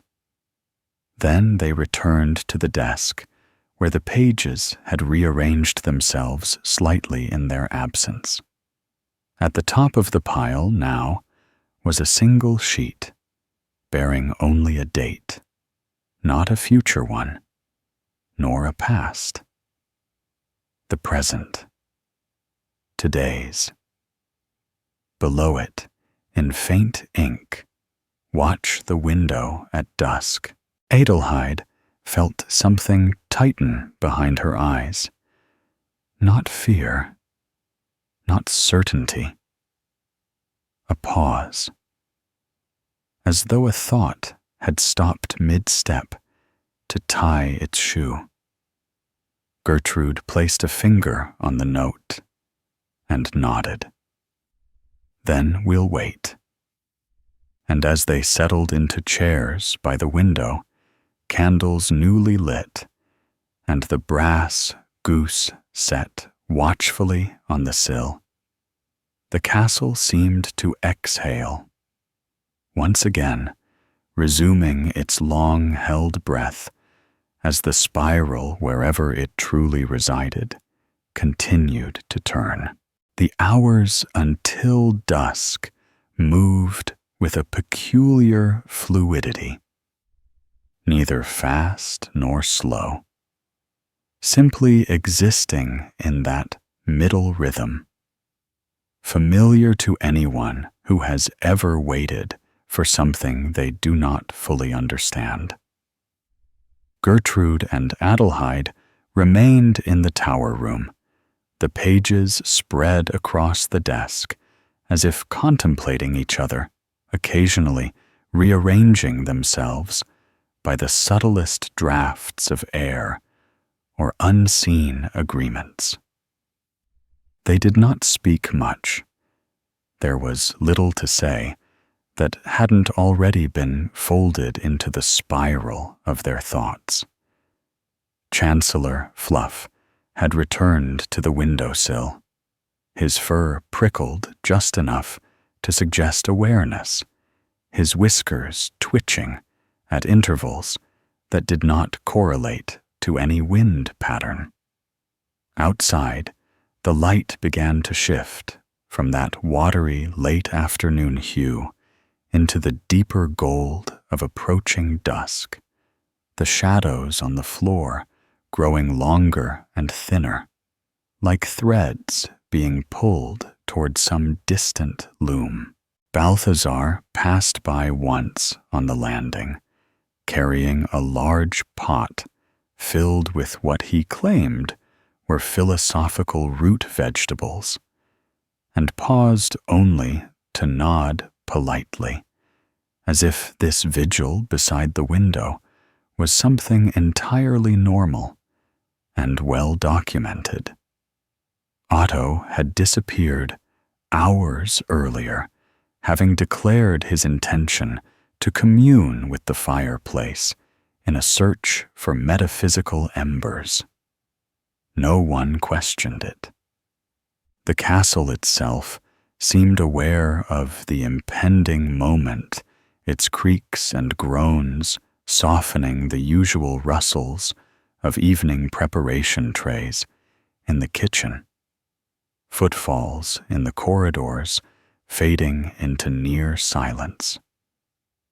As the sun dipped closer to the western hills, its light bent into the tower window at an angle not seen in decades. Or perhaps it had been seen, but not remembered. The glass shimmered, catching the last warmth of the day, and then, for the briefest breath of time, it reflected something that was not there. Gertrude saw it first, a figure not in the room, but standing just beyond the glass, as though the reflection had developed a sense of mischief. Not quite a woman, not quite a shadow, its features familiar, yet misplaced. The face wore an expression of recognition, not surprise, its hand lifted slowly, palm open, not waving, but waiting. Adelheid turned and saw it too, her breath catching in her throat, like a page half-turned. The figure did not move beyond that simple gesture. Its eyes held theirs, not demanding attention, but sharing it, as though they were all witnesses to the same old secret. The reflection lingered only until the sun fell below the ridge, and then it was gone. No drama, no flash, just absence. The window returned to being merely glass. Gertrude stood and opened it. The breeze that entered was neither cold nor warm, simply certain. She leaned out slightly, gazing at the horizon, and whispered something the wind took before it could be heard. Adelheid remained seated, eyes on the spiral patterns left by their breath on the glass. One remained longer than the others, refusing to fade. She reached out and traced it gently with her fingertip. It shifted beneath her touch, forming a new curve, then vanishing altogether. Behind them, the pages on the desk had rearranged once more. The topmost one now bore a short passage in looping script. Neither of them had written, "The window remembers." So must you. Gertrude closed the window carefully and turned back toward the room. "This is the beginning of the second fold," she said. "We've crossed the threshold." "What does that mean?" Adelheid asked. "It means the spiral isn't repeating," Gertrude replied. "It's deepening." The distinction hung in the air like the final note of a lullaby, quiet but resonant.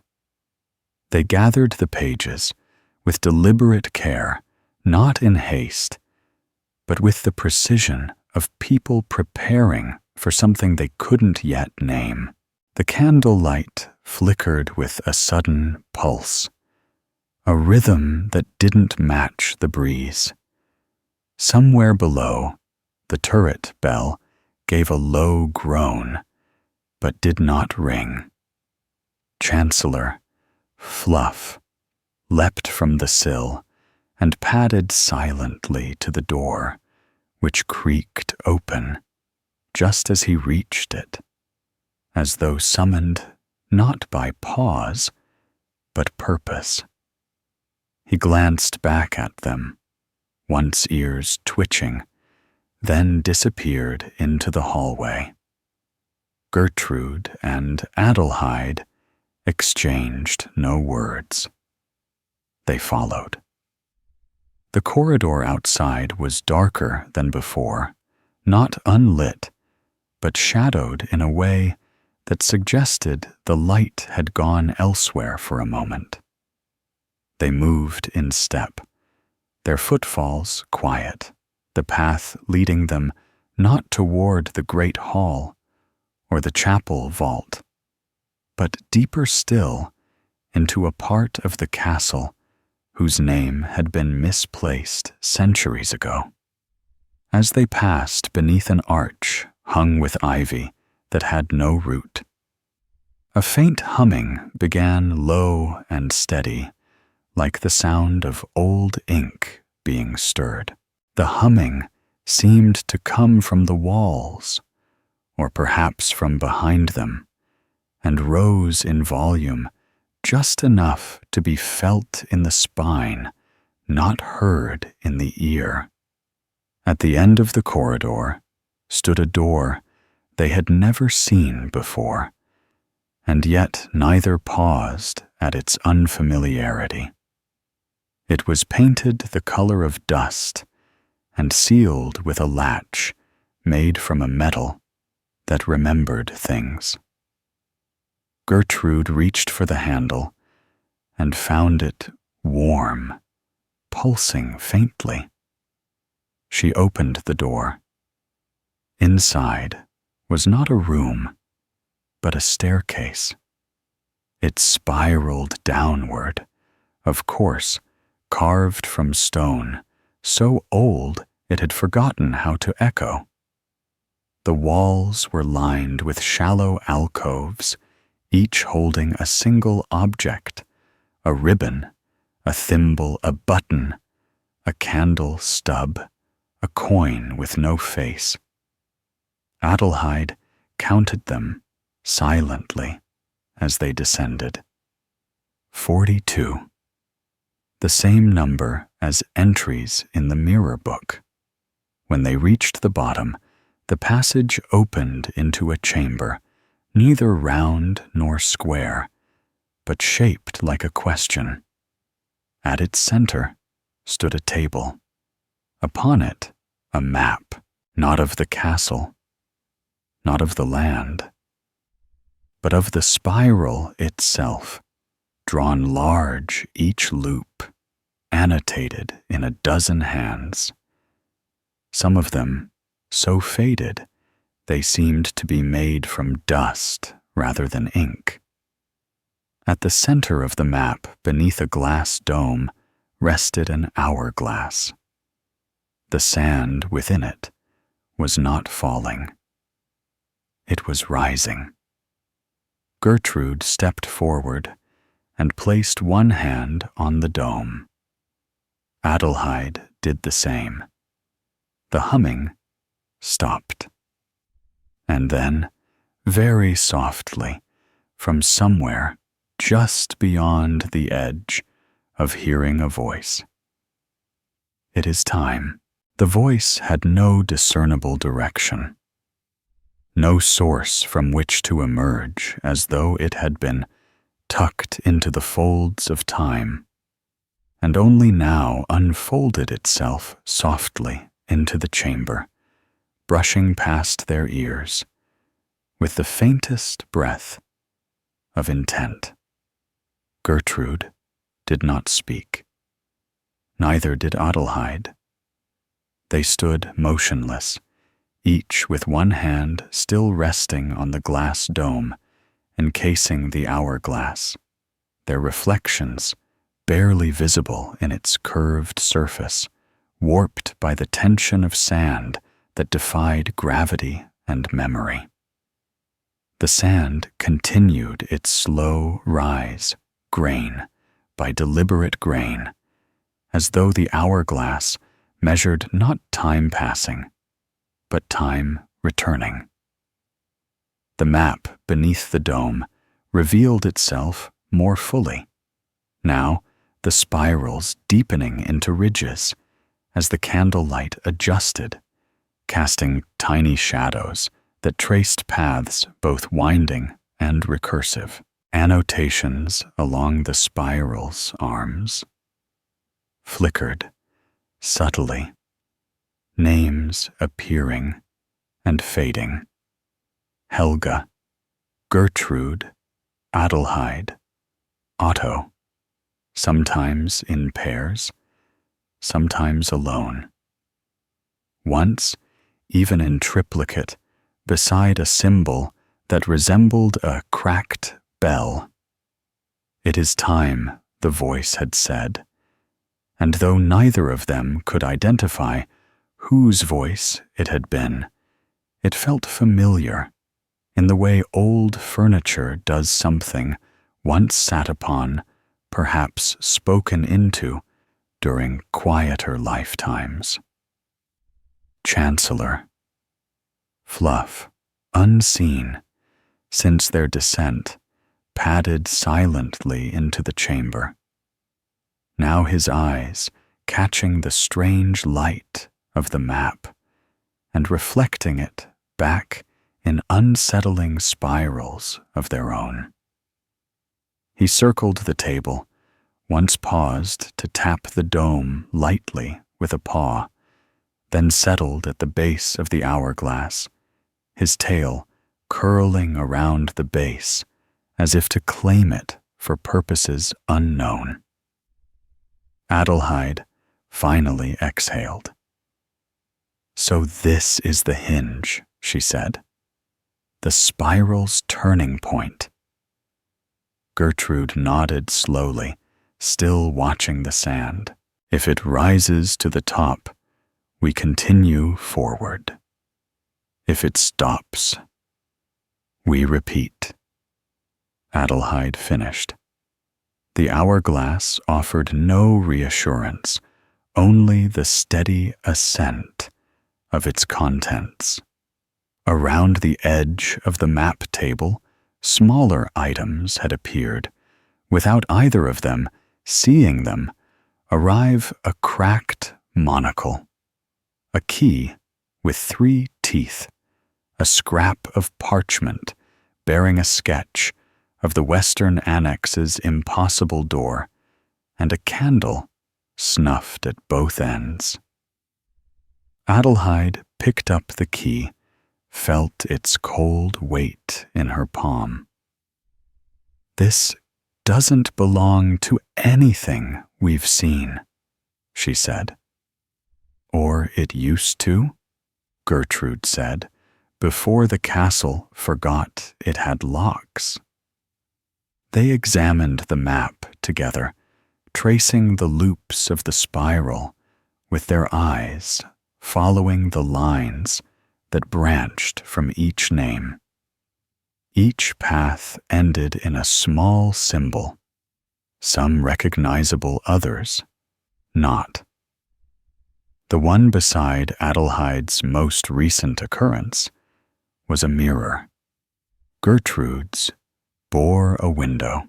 Helga's showed a spiral within a spiral, while Otto's a name that showed up fewer times than one might expect, was accompanied by a boot. "These are echoes," Gertrude said. "Markers left in the spiral to show where we've stepped before." "But not where we're going," Adelheid added. "That's still blank." And it was true. Beyond the current position of the hourglass, the spiral trailed off into lines unmarked, unnamed, a horizon of possibility etched into old paper. They stood there in silence for several minutes, each considering the implications of such a map, how it might be followed, or avoided, or rewritten. Then the candlelight shifted again, and for a moment the symbols glowed. Not brightly, not dramatically, just enough to be noticed. The window, the mirror, the boot, the spiral. Then Nothing. The sand inside the hourglass reached a midpoint and hovered. Gertrude stepped back. "It's asking," she said. Not telling. Asking whether we step in or step out of the spiral of the pattern. Chancellor, Fluff, in a rare moment of clarity, sneezed once and stood tail flicking with significance. He walked to the edge of the room and disappeared through a small gap in the stone they hadn't noticed before. Without exchanging a word, Gertrude and Adelheid followed. The gap opened into another stairwell, narrower and warmer, the stone smooth, as if rubbed by generations of uncertain hands. It led upward this time, back toward parts of the castle where ceilings were higher and histories more recent. They emerged into a small room, lined with curtains, the kind of space one might expect to find a very specific sort of confession or a particularly secret nap. On a table in the center sat a collection of items from their childhood: an old doll, a book of moths, a pair of spectacles that had belonged to an uncle whose name was never pronounced the same way, twice, but most notably, a small toy hourglass, the kind filled with blue sand and usually ignored by grown-ups. Gertrude picked it up. The sand inside was still. "I gave you this," she said, looking at Adelheid. "The year the goose got into the parlor. You said it would help me count to forever." "Did it?" "No," Adelheid said, "but it made the waiting feel important." Gertrude set it back down gently. "I think the spiral isn't just asking us to remember. It's asking us to reconsider what we are, what we choose. Again." They left the curtain room and returned to the tower, where the real hourglass weighted its sand, now only inches from the top. The map beneath had darkened slightly, as if night had settled across its surface. A new name flickered into view beside a yet untraced line: Lumpy Klaus. They both stared at it for a moment, unsure whether to laugh or worry. Perhaps Gertrude said softly, "The spiral has a sense of humor." Adelheid nodded. "Or perhaps Klaus has something to remember too." Outside, the last light of dusk faded entirely, and the tower room dimmed to candle glow. The hourglass gave no sound, but the sand rose higher still. The appearance of Lumpy Klaus's name on the map should have inspired a moment of pause, possibly even mild alarm. But instead, it settled into the air like an offhand remark from an old acquaintance at a family gathering, curious, faintly unsettling, but not entirely unexpected. Gertrude tapped the parchment lightly, as though prodding the spiral to clarify its sense of direction. "Do you think he knows?" she asked. Adelheid raised an eyebrow. "Klaus? Yes. About the spiral, the echoes, the sand, any of it. He did once say that onions are the root of all understanding, Adelheid replied, which at the time sounded like an excuse for over-seasoning the broth. They stood in contemplative silence for a moment, the hourglass humming softly in the background, its sand now close enough to the top that the glass dome pulsed faintly with anticipation. Gertrude turned away from the map and began walking toward the kitchen, her steps purposeful in that meandering way she had perfected, decisive, yet open to distraction. Adelheid followed the air around them, now carrying a hint of thyme and warm bread, though no fire had been lit. As they passed through the library, the shelves creaked once in acknowledgement, and a book of lesser-known hexes for stubborn linens fell open to a page on passive-aggressive sock enchantments. Neither of them stopped. By the time they reached the kitchen, lumpy Klaus was stirring something that might have been stew, or might have been philosophy suspended in meat broth. He wore his usual apron, which had once been white, but now resembled the general surface of a chalkboard used by someone with poor penmanship and an enthusiasm for sauces. "Ladies," he said without turning, "I was expecting you yesterday, but you're not late." "Not exactly."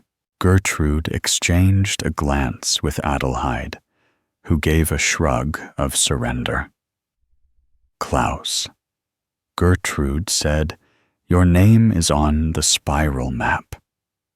Klaus turned slowly, spoon still in hand. "Ah," he said, "finally." "You knew?" Adelheid asked. "Of course," he replied. "It's hard not to when the rosemary starts arranging itself into runes." He gestured toward the herb bundles on the wall, which indeed appeared to be spelling out something in cursive. Possibly beware the brine, though it could have also been boil the barley. "The spiral," Gertrude began, "is turning again. The hourglass is almost full. And we think, this time, something is changing." Klaus nodded. "It's thickening, like good stew, fewer loops, more density." "Do you know your place in it?" Adelheid asked. "The same as always," Klaus said. "I feed it." "The spiral." "Everyone in it," he replied. "Memory takes energy, remembering even more so. That's why I always leave a pot simmering. You never know when someone will need it." He turned back to the stove, gave the contents of the pot a thoughtful stir, and then dipped out a ladleful into a bowl. "This," he said, "is for Helga. I've been expecting her echo." Gertrude accepted the bowl without hesitation. The stew smelled faintly of clove and something older, like parchment that had soaked in candlelight. Klaus turned again and handed Adelheid a smaller bowl. "Yours is not ready yet," he said, "but this will help you wait." The kitchen dimmed slightly, not with darkness, but with that peculiar hush that falls over familiar places when something unfamiliar arrives. From the far end of the corridor, the bell gave another dry cough, a sound just short of a toll. The spiral was near its choice. What happens if it spills? Adelheid asked. Then the spiral resets, Klaus said simply, or continues, or shifts into something so narrow it forgets how to be wide.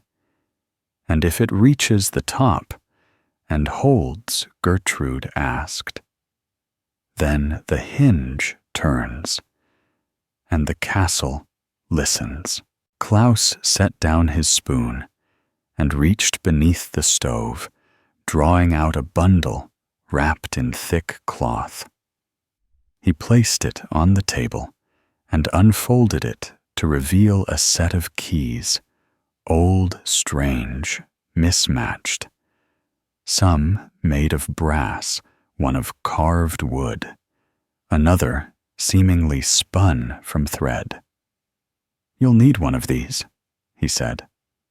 "I don't know which, but you will."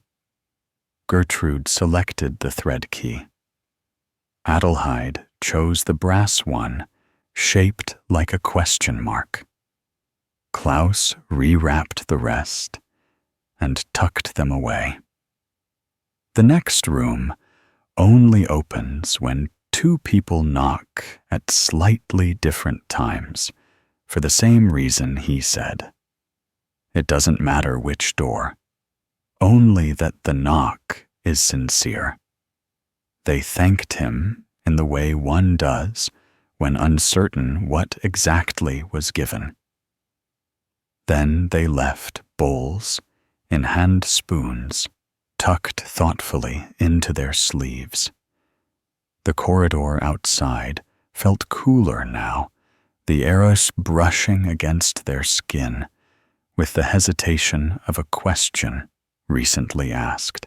As they returned to the tower, the castle creaked once in long, low recognition. Chancellor Fluff met them on the landing, eyes half-lidded tail flicking in sync with the soft ticking of the nearly full hourglass. The map on the table had changed again. Lumpy Klaus's name had shifted slightly, now positioned between Helga's and a blank space outlined in faded gold. Beneath it, a new phrase had appeared. Some feed the spiral, others name it. The hourglass was nearly full. The dome above it vibrated gently, not with urgency, but with expectation. As the sand rose to its final grains, a soft knock echoed from the lower hall. Once then again, just off-beat, the sound of agreement made in passing. Gertrude and Adelheid looked at one another, then at the keys in their hands, then toward the stairs. The spiral was listening. The knock that echoed through the lower hall settled into the stone like a skipped heartbeat, not loud, not insistent, but exact, a rhythm. Just slightly ajar, the kind that exists between the moments most people notice. Gertrude and Adelheid stood at the top of the stairwell, keys in hand, bowls of soup, now resting untouched on the windowsill, beside the spiraled brass goose who had taken to gazing meaningfully at the hourglass as though in conversation. The final grains of sand had not yet risen to the very top, but they hovered now with a kind of preamble caught in that curious pause before decisions manifest the way a candle hesitates before extinguishing itself. Chancellor Fluff meowed once a short declarative note, then trotted ahead, tail aloft, with purpose. Gertrude followed, adjusting her shawl like someone preparing for mild but symbolic weather. Adelheid came behind brass key, clutched in one hand, the weight of Klaus's stew somehow still warming her other palm. The knock came again, as they descended the same 2 beats, just slightly apart. This time, the stone corridor responded with a hum, like the castle itself was harmonizing. At the base of the stair, where the great hearth had once roared centuries ago, stood a door neither of them had seen before, and yet recognized immediately. It was shaped like a thought, tall, slightly crooked, with hinges that didn't align, but cooperated anyway. No handle, no keyhole, just a smooth panel of wood, and 2 faint impressions, one on the left, one on the right. Gertrude stepped to the left. Adelheid took the right. They nodded once, and then, without speaking, each knocked, not in unison, but in intention. One knock, then a breath. The second, a hair behind. The door did not swing open. It didn't creak. It simply wasn't there anymore. The space beyond was not a room or a hall or even a space in the architectural sense. It was a spiral, rendered in light and shadow, a chamber that curved upon itself with no visible source of illumination. And yet everything could be seen. Not clearly, never clearly, but seen. On the walls, echoes played out in moving relief. Old scenes, repeated encounters, the silent replay of steps they remembered and did not. Adelheid saw herself as a child chasing a moth through the courtyard and vanishing briefly into the hedge maze. Gertrude saw herself watching from the tower window as the first bell cracked under frost, her breath fogging the glass in perfect spirals. The floor was made of something that resembled parchment, but flexed beneath their feet like soft stone. Lines crossed and uncrossed beneath them, each one an echo, a path, a possible version. In the center of the spiral chamber stood a dais with 2 chairs facing one another, and between them a single quill resting on a stone inkwell that did not shimmer so much as suggest shimmer. Chancellor Fluff circled the dais, once leapt onto the far chair, and began to groom himself with the solemnity of a librarian awaiting a late return. Gertrude stepped forward, studied the quill. "It's not for writing," she said. "No," Adelheid agreed. "It's for remembering." Gertrude reached for it, hesitated, then drew her hand back. Not yet. Around the chamber, The echoes shifted again. Now they showed people not yet known faces they might one day meet or once had. A girl with Balthazar's nose, but Otto's scowl. A figure holding a lantern shaped like a pine cone. Helga younger, laughing in the snow beside a statue that no longer existed. The spiral chamber felt both vast and near, like memory being whispered through cupped hands. The air held the scent of rosemary and ink, the faint tang of old copper, and something warmer, perhaps stew. This place, Adelheid said slowly, is not part of the castle. But the castle is part of it, Gertrude said. A hinge, Adelheid repeated. This is where it swings, or refuses to. They sat. The chairs were surprisingly comfortable, as though shaped not for the body, but for the posture of choice. Between them, the quill pulsed faintly, its feather trembling with potential. Around them, the chamber walls shimmered again, and the spiral rotated not in space, but in implication. A new figure appeared in the echoes.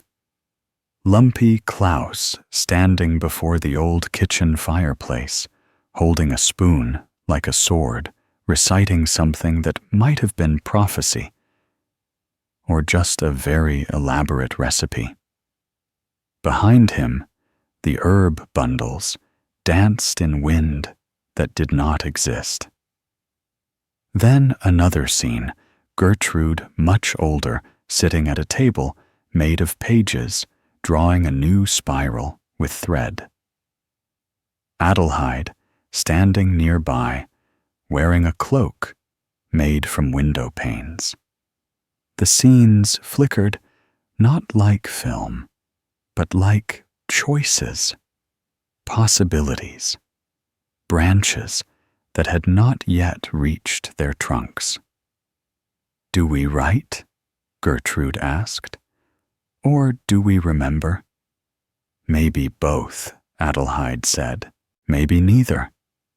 The spiral doesn't tell us, Gertrude said. It waits. Chancellor Fluff leapt down from the chair, tapped the quill once with a paw, and trotted off into a fold in the wall that might have been a corridor or merely a particularly permissive shadow. The quill rolled slightly. Adelheid reached out, steadied it. If we choose, she said, do we end it? We continue it, Gertrude replied, but in a new shape. And if we don't, the hourglass spills. The thought passed between them like shared tea, warm and silent. Outside, if such a term applied anymore, the tower bell gave one soft note. Not a chime, a breath. The spiral turned, and in the folds of the castle's oldest shadow, the next door considered its shape. The quill remained still, beneath Adelheid's fingertips, neither resisting her touch nor inviting it, suspended in that ambiguous state between motion and meaning. Gertrude's gaze didn't leave the feather, her hands resting calmly in her lap, fingers interlaced with the serenity of someone who knew that decisions like soup should not be rushed. The spiral chamber pulsed faintly around them, not with light exactly, but with a density of presence, like standing in a room with too many memories, all breathing in unison.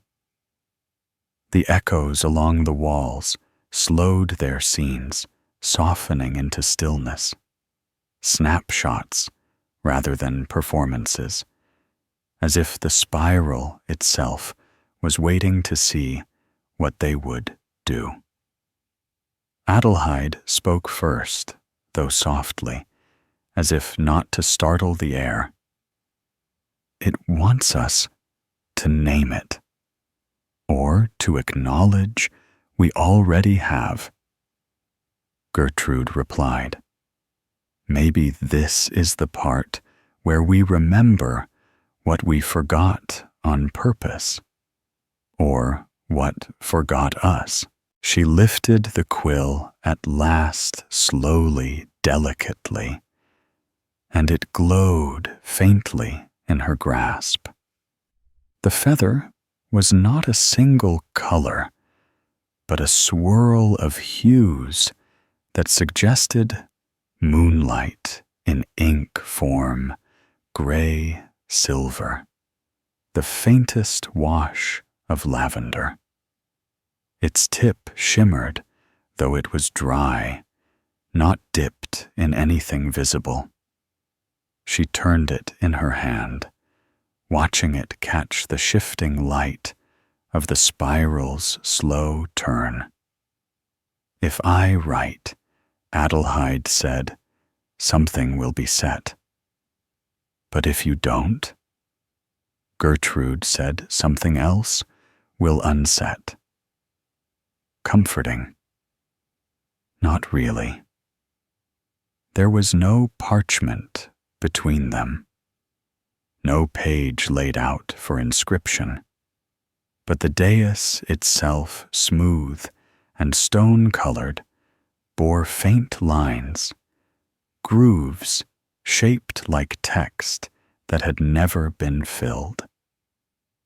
Adelheid lowered the quill to one such line, and the moment the tip touched the surface, a quiet tone rang through the chamber, low and clear, the note of something finally noticed.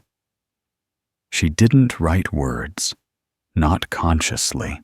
The quill moved, and her hand followed the inkless tip, tracing shapes that resembled letters, but didn't belong to any known alphabet. They curled and bent, looped and folded, creating patterns that seemed familiar without being identifiable, like the memory of handwriting from a dream. As she moved, the spiral on the chamber walls resumed its slow motion. The echoes began again, this time showing scenes neither woman had lived yet. A conversation on a bridge made of glass, Gertrude wearing a cloak of moths, Adelheid standing at the edge of a forest made entirely of forgotten choices. Klaus, older, seated at a table carved from soup bones, telling stories to a brass goose that nodded occasionally. The quill stopped of its own accord.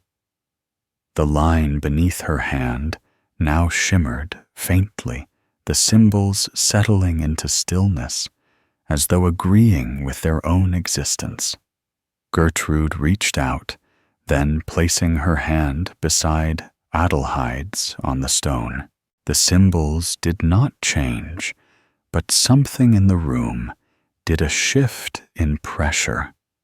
A breath held and then released. The dais gave a soft pulse beneath them, and the echo scenes along the walls flickered and converged, merging into one unified spiral, vast and endless, with a single thread of gold now running along its edge. The chamber dimmed gently, not fading, but closing its eyes. The quill returned to stillness. The wall behind them, previously unbroken, now bore an arch, a doorway, not open, but implied. A passage that didn't exist before the quill moved. Adelheid exhaled slowly, her fingers loosening. "So we've begun something," she said. "Or acknowledged something we'd already begun," Gertrude replied. "Or confirmed that the spiral still chooses to spiral." "Do you think it matters which?" "To the castle?" Gertrude asked, rising to her feet. "Probably not." They walked toward the new doorway, pausing only once, as Chancellor Fluff re-emerged from an impossibly small alcove, leaping up to join them, with the air of one who has just verified something obscure in an old reference book. Beyond the doorway lay a corridor, unlike the others in Thurnfeld Castle. Its walls were covered in chalk sketches, lines drawn and redrawn, spirals nested inside spirals, names written and then crossed out with careful ambiguity. The floor beneath them glowed faintly lit, not by torches or magic, but by possibility. They walked without speaking, the corridor stretching before them, not in distance, but in implication. At intervals, small alcoves appeared, each one housing an object on a pedestal. A spoon, a broken clock, a teacup with the word "again" etched into its rim. Each seemed to hum with quiet resonance, like footnotes waiting for their paragraphs to be written. Gertrude stopped before the clock. Its hands spun slowly, in reverse, ticking, with a sound like a soft, perhaps. "We've passed here before," she said.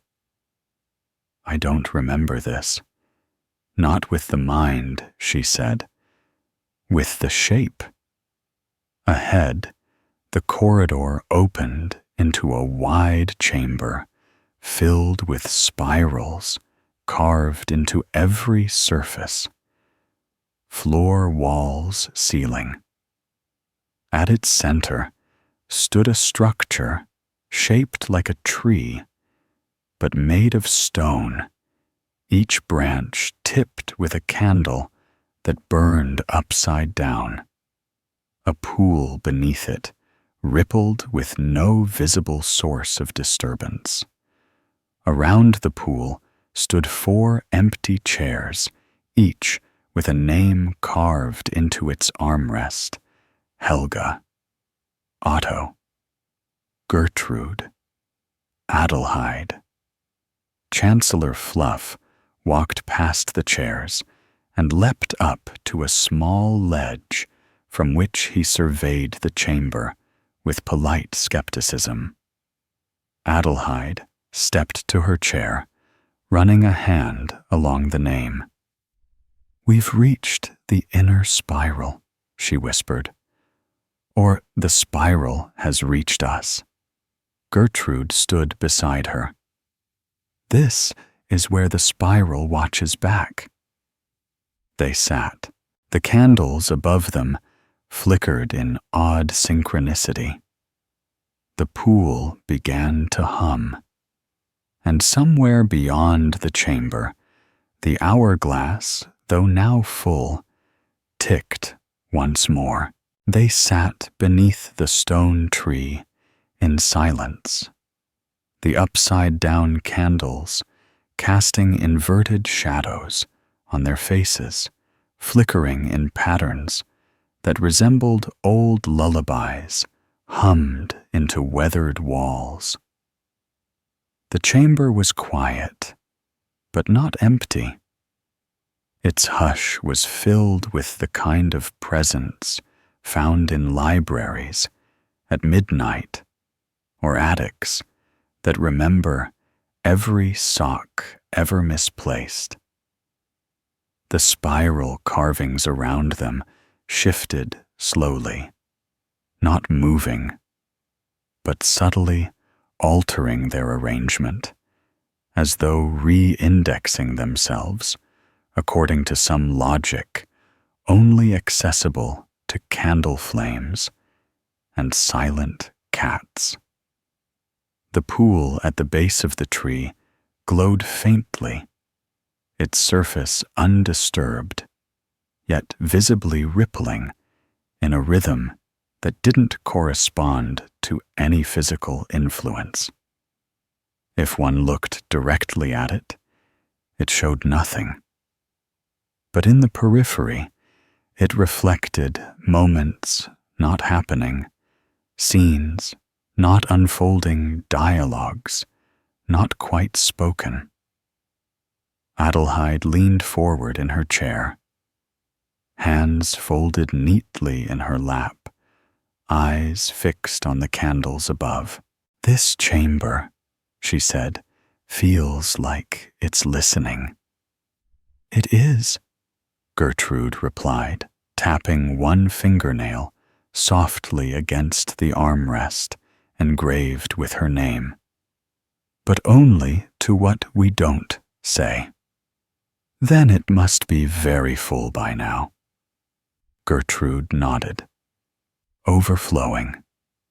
Chancellor Fluff, having completed a comprehensive inspection of the ledge, leapt lightly onto the edge of the pool, tail curling like a question mark left at the end of an unfinished sentence. He peered into the water, then looked up, meeting each of their eyes in turn, with the solemnity of a creature who had once eaten an entire scroll and never forgotten a word.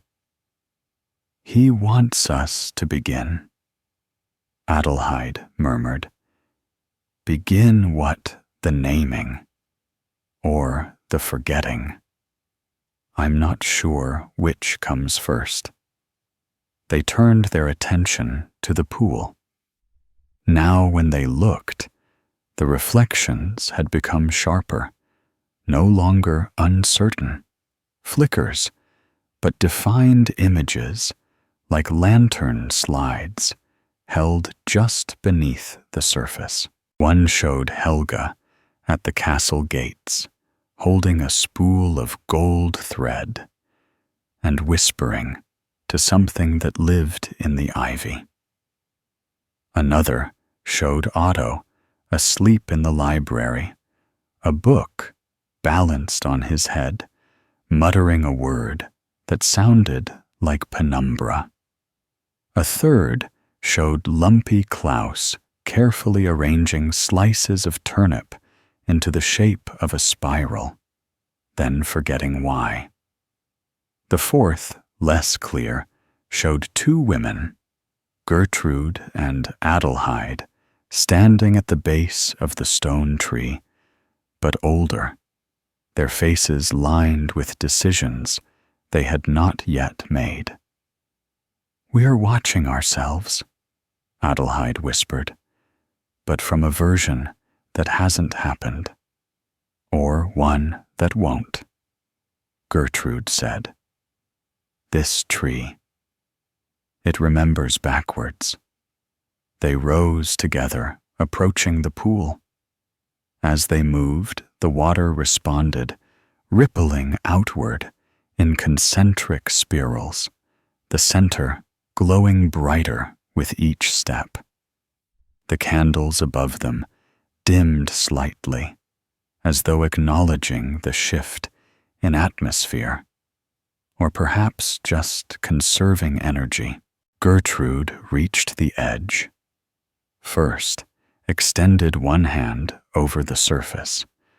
Her reflection didn't mirror her movement. It remained still, staring up at her with an expression of gentle disapproval.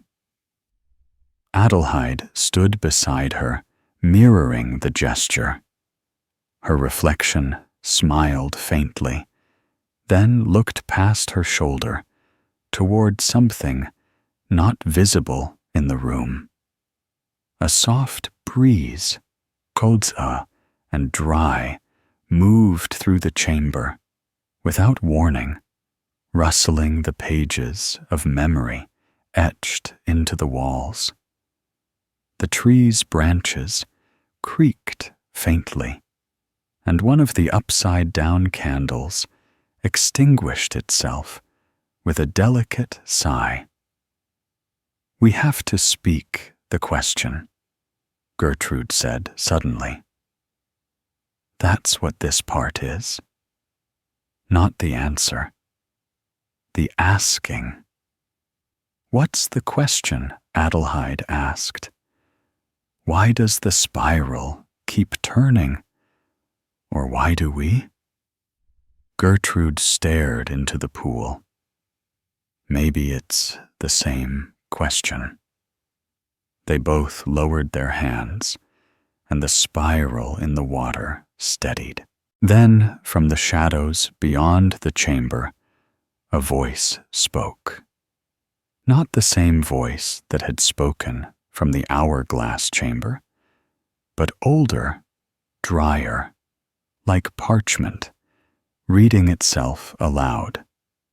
"Speak the question aloud," it said, "and the spiral will reveal what it knows how to hide."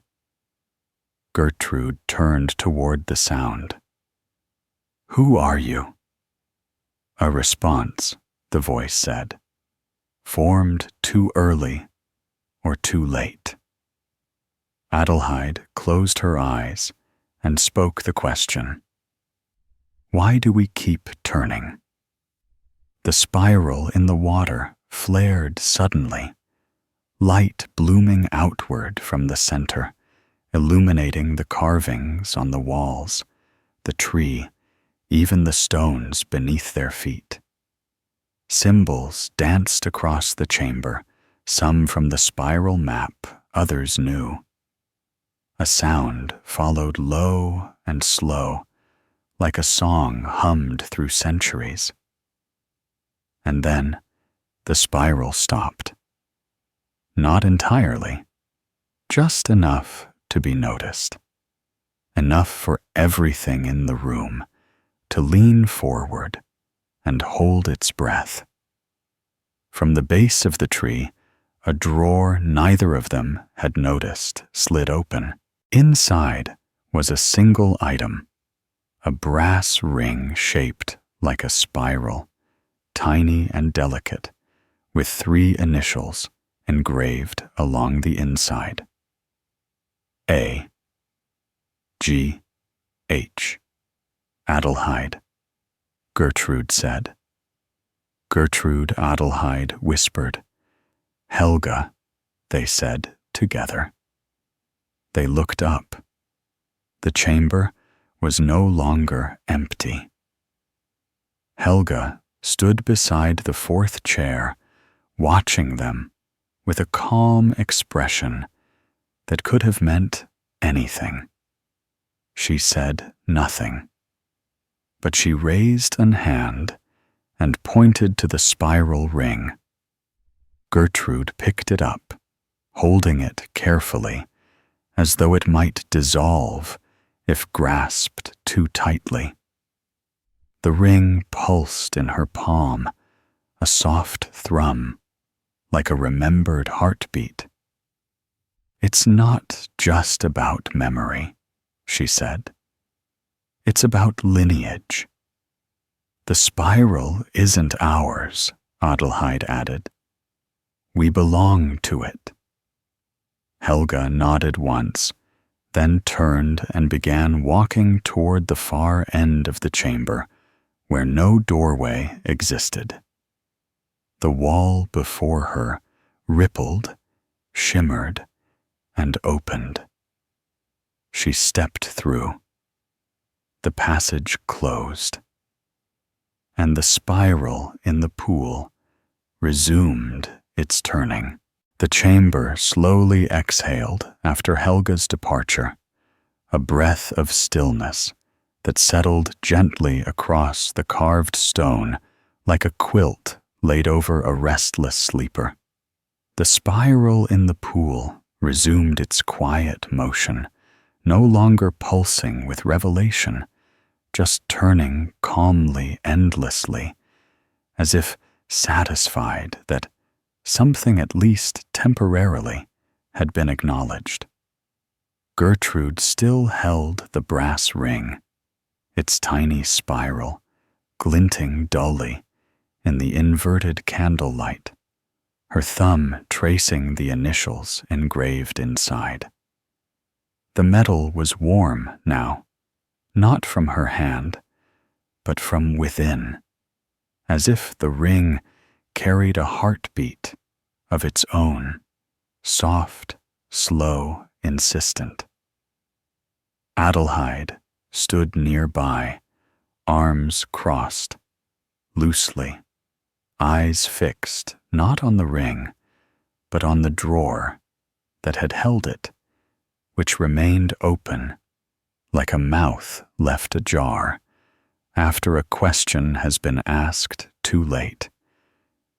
"Do you think she was real?" she asked, finally, breaking the quiet. Gertrude didn't look up. "Does it matter? A little?" "Then, yes. At least enough." Chancellor Fluff, who had been patiently perched atop one of the spiral-etched chairs, jumped down and began circling the pool, occasionally stopping to tap one paw against a spot where the reflections curled in on themselves, as though sniffing out unfinished thoughts. "So now we have a ring," Adelheid said, with the air of someone listing inventory in a shop where half the stock rearranges itself daily. "What do we do with it?" "We find where it fits," Gertrude said. "Something this shaped doesn't exist without a counterpart." They looked around the chamber, noting again the many spiral carvings, the tree, the pool, the now shadowed passage Helga had walked through, and the faint shimmer along the far wall, where light refused to behave. But none of them held an obvious answer, so they began to move slowly, methodically, tracing the edges of the chamber, their fingers brushing stone and symbol, occasionally pressing against curves and indentations that seemed promising but yielded nothing. Chancellor Fluff watched from atop the spiral tree, now tail wrapped neatly around his paws, eyes tracking them with the calm detachment of a librarian, waiting for someone to finally notice the book they're looking for has been on the same shelf for years. Adelheid paused at the base of the tree, examining the patterns that spread outward like roots. "They're repeating," she said. The same spiral. Over and over, just shifted slightly each time. Like echoes of a single decision, Gertrude added. What if we trace them backward? They both knelt. Gertrude still holding the ring, and followed the lines inward, carefully, reverently, as if unwinding the spiral with thought rather than motion. The paths led to a central point just beneath the tree, a tiny stone knot, smooth and dull, so small it was almost unnoticeable. It bore a faint indentation in the shape of a circle. Gertrude held the ring over it. The air thickened slightly, a pause in the room's breath. She placed it gently into the socket. There was no click, no dramatic shift, just a soft hum, as though the room had nodded. Then the spiral stopped turning. Not the one in the pool that continued now steadier, but the one carved into the floor which began to lift. Slowly, the stone knot and its surrounding lines rose, revealing a spiral staircase, descending not into darkness, but into a kind of gentle twilight, the light soft and undemanding, like dusk that had decided not to move forward. Adelheid peered down. Another staircase. Naturally. How many levels do you think this place has? As many as we're willing to remember. They descended each step, creaking faintly with age and purpose, the air growing cooler, but not cold, scented faintly of lavender and old ink. The walls of the stairwell were lined with etched names, some familiar, some not. Most had been scratched out and rewritten several times, suggesting that memory, even when carved in stone, remained negotiable. At the bottom, they emerged into a round chamber, smaller than the one above its walls, lined with drawers. Hundreds of them, each labeled not with names, but with moments. The time I forgot why I entered the garden. The afternoon the soup boiled over, and no one minded. The decision not to say anything when I saw the shadow move. Each drawer pulsed faintly when touched. Adelheid opened one, marked the corridor that wasn't there until we stopped needing it. Inside was a single button and a note that read, "Still warm." Gertrude opened one labeled, "Before the mirror knew my name." It held a small photograph, blurred and indistinct, of someone who might have been her, or someone who might have remembered being her once. "These are us," Adelheid said. All the pieces that didn't fit elsewhere. And now they're catalogued? By whom? Maybe by the spiral. Maybe by us. Or maybe by Klaus in an exceptionally meticulous mood. A drawer near the floor rattled gently, catching their attention. Gertrude opened it. Inside was a candle stub wrapped in a ribbon, bearing the castle's crest, and a scrap of parchment that simply read, "When the spiral ends, light this." They looked at one another. "Do you think it's that time?" Adelheid asked. "No," Gertrude said. But the spiral wouldn't leave instructions without expectation.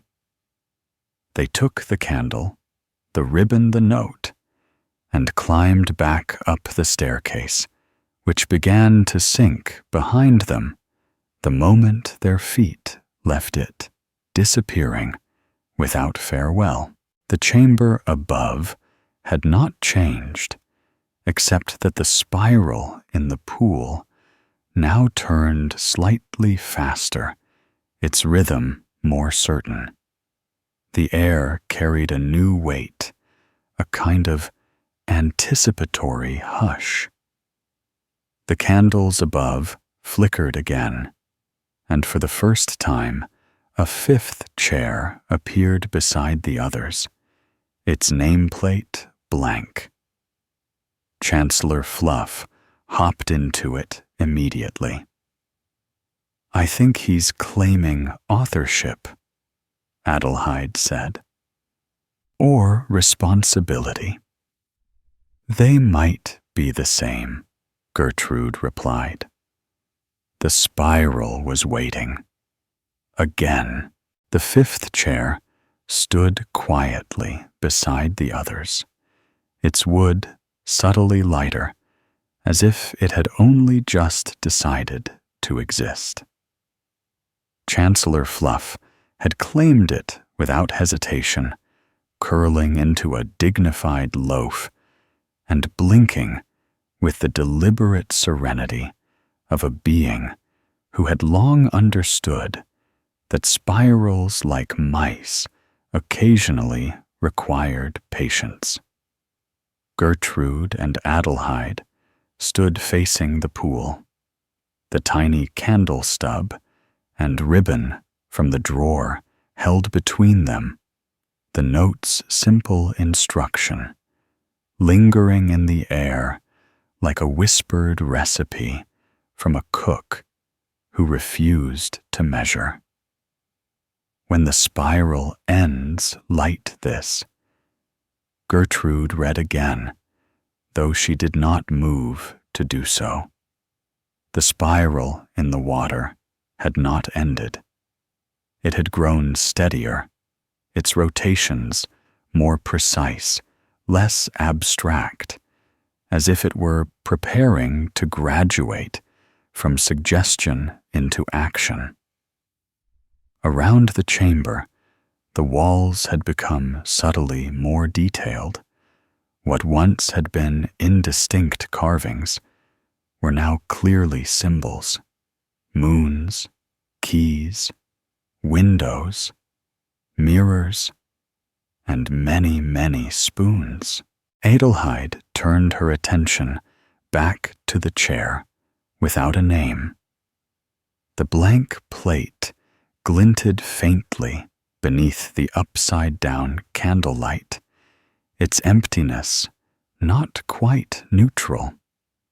It seemed to be waiting for something, though not necessarily a name. "It's not ours," she said softly. "Not yet." Gertrude nodded. "It might be a placeholder, or an invitation, or a warning. Those aren't mutually exclusive." They approached the chair, stepping over the faint spiral grooves etched into the floor, now lit with a warm gold that had not been present earlier. The spiral in the pool continued its perfect rhythm, each rotation matching the breath in the room. For a moment, nothing happened. Then the blank plate flickered. Not with light, but with uncertainty. Letters appeared not engraved, but hovering just above the surface, shifting through possibilities. Like a book, flipping pages in a breeze, only it could feel. Names surfaced and vanished, some familiar, others lost to time. At one point, it said Helga, then Adelheid, then inexplicably soup, before settling for a long, contemplative pause on again. Gertrude reached out and tapped the plate. It went blank once more. "I think it wants to be asked," she said, "not told. How do you ask a chair what it's waiting for?" Adelheid said. "By sitting in it," Gertrude replied. "Or not." They didn't sit. Instead, they placed the candle stub gently on the armrest and tied the ribbon loosely around the back slat. The chair didn't react, but the chamber did. A low hum rose from the floor, soft and resonant, like the sound a room might make when remembering music. The spiral in the pool brightened slightly, and the inverted candles above flickered with what might have been approval or simple atmospheric participation. Then a soft clink echoed across the room. A drawer slid open in the far wall, one they had not noticed before. Gertrude walked over to it, pausing before she pulled it fully open. "This is the final drawer," she said. "Or the first one we forgot." Adelheid joined her. Inside the drawer lay a single item, a key. Small shaped like a crescent moon, its teeth oddly symmetrical, as if designed not to open a door, but to unlock something already ajar. It rested on a bed of gray velvet, beneath which was a note written in the careful script they now recognized as Helga's. "This unlocks the room that doesn't need to be entered unless you've already been." "She's always helpful in that roundabout way," Adelheid said. Gertrude picked up the key. It was cool to the touch and heavier than expected. "So now we find the room," she said. "Or let it find us." They returned to the center of the chamber, the fifth chair still empty, but no longer quite silent. The spiral had changed again, now branching slightly, like a path splitting in mirrored directions. One arm curved toward the upper corridor that led back to the hourglass and map. The other dipped subtly downward, vanishing beneath the base of the spiral tree. "We follow the branch," Adelheid said. "Which one?" Gertrude asked. Chancellor Fluff answered by hopping down from the chair and padding toward the downward curve. His tail twitched once precisely. "Of course," Adelheid murmured. "The spiral favors descent." They followed the cat once more down a gently sloping path that hadn't existed moments ago, the floor soft beneath their steps, like walking on long-forgotten parchment. The walls here bore no symbols, no carvings, just smooth stone, occasionally interrupted by a faint pulse of warmth, as though memory were embedded deep within the structure itself, pulsing like a dormant thought. At the end of the path stood a door, plain, wooden, old. It bore no handle, no lock, no marking, save for a tiny, crescent-shaped indentation just above eye level. Gertrude held up the key. It did not fit into anything. Instead, as she brought it closer, the door shivered slightly, like a creature caught napping. She pressed the key gently against the wood. There was no resistance. The key passed into the surface like a whisper into fog. The door sighed and opened. Inside was not what they expected. No spiral, no chamber. Just a single room, small square, filled with light that came from nowhere. In the center was a table. Upon it, a mirror. Not the mirror from the Western Annex. A different one, oval, framed in carved birch, its surface clear and calm. They stepped inside. The door closed behind them. The mirror remained blank for a moment. Then it began to show their reflections, but not as they were now as they had been at the start. Tired, uncertain, still tethered to forgetting. Then the image shifted. Now they saw themselves as they might be wearing expressions not of certainty, but of quiet agreement. Somewhere above, the spiral turned again, and the ring still tucked in Gertrude's pocket grew warm.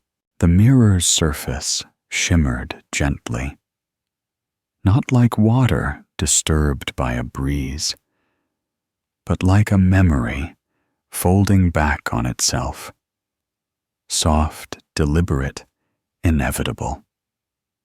Gertrude and Adelheid stood before it, shoulders nearly touching the brass spiral ring, warm in Gertrude's palm, as though it had absorbed all the pauses and hesitations of their journey, and now beat quietly with its own rhythm. Their reflections were no longer the tired, uncertain figures from the past moments, but subtly changed lines, softened eyes, steadied posture, upright, as if the weight of countless repetitions had settled into something lighter, more deliberate.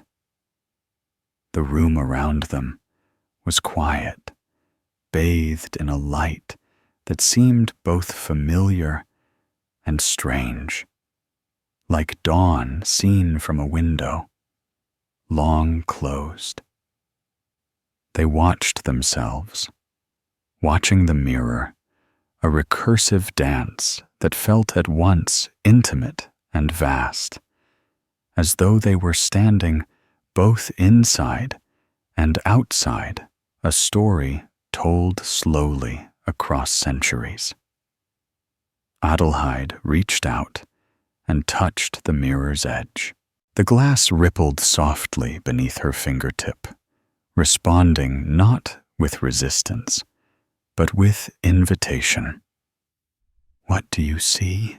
she whispered, though the answer was already folded between them. Gertrude's voice was calm. Possibility, not certainty.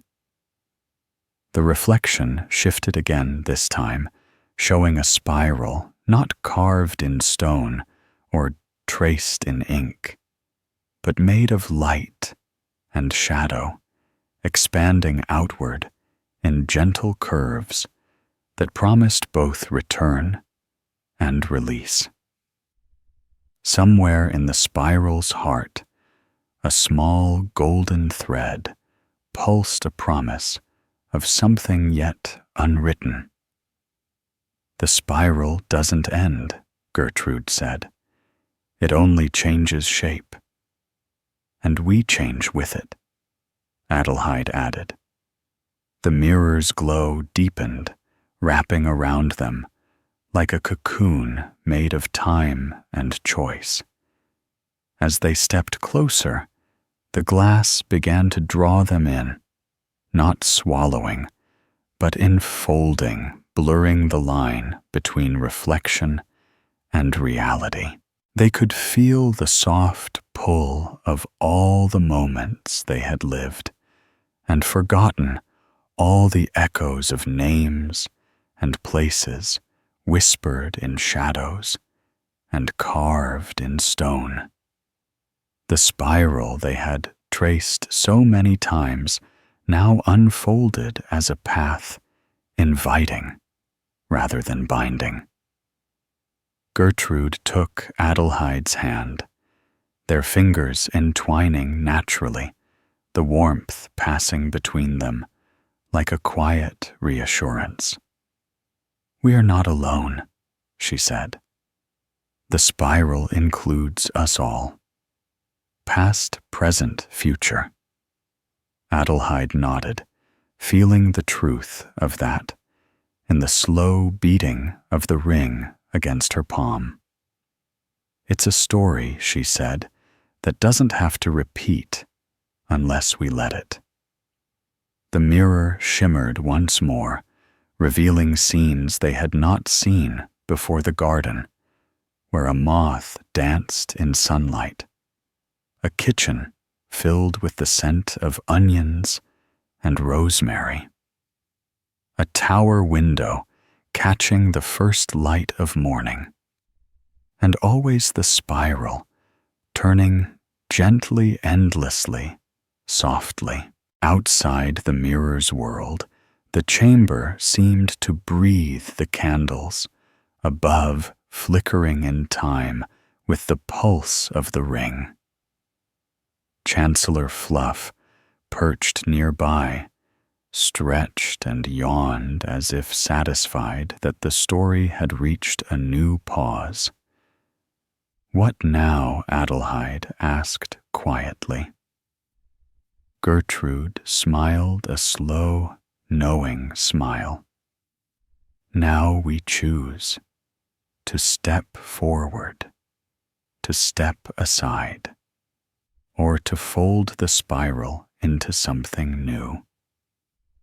The mirror's surface began to dissolve like morning mist, leaving only the soft glow of the room's light and the steady presence of the stone tree outside the frame. The reflection faded, but left behind a warmth, a memory of warmth, like the final notes of a lullaby whispered into a sleeping child's ear. They turned away from the mirror, together, stepping back through the doorway that had led them here, the air around them shifting, as if welcoming their return. The chamber closed silently behind them, but the spiral's presence lingered an echo in stone, a trace in air, a pulse beneath their skin.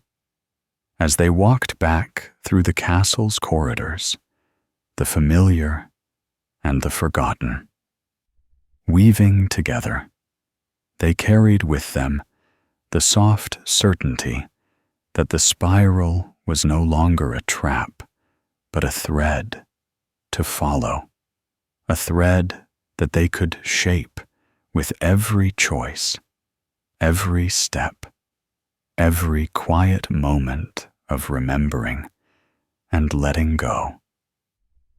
And somewhere high in the tower, the old bell gave a single, clear toll, not a beginning or an end, but a promise.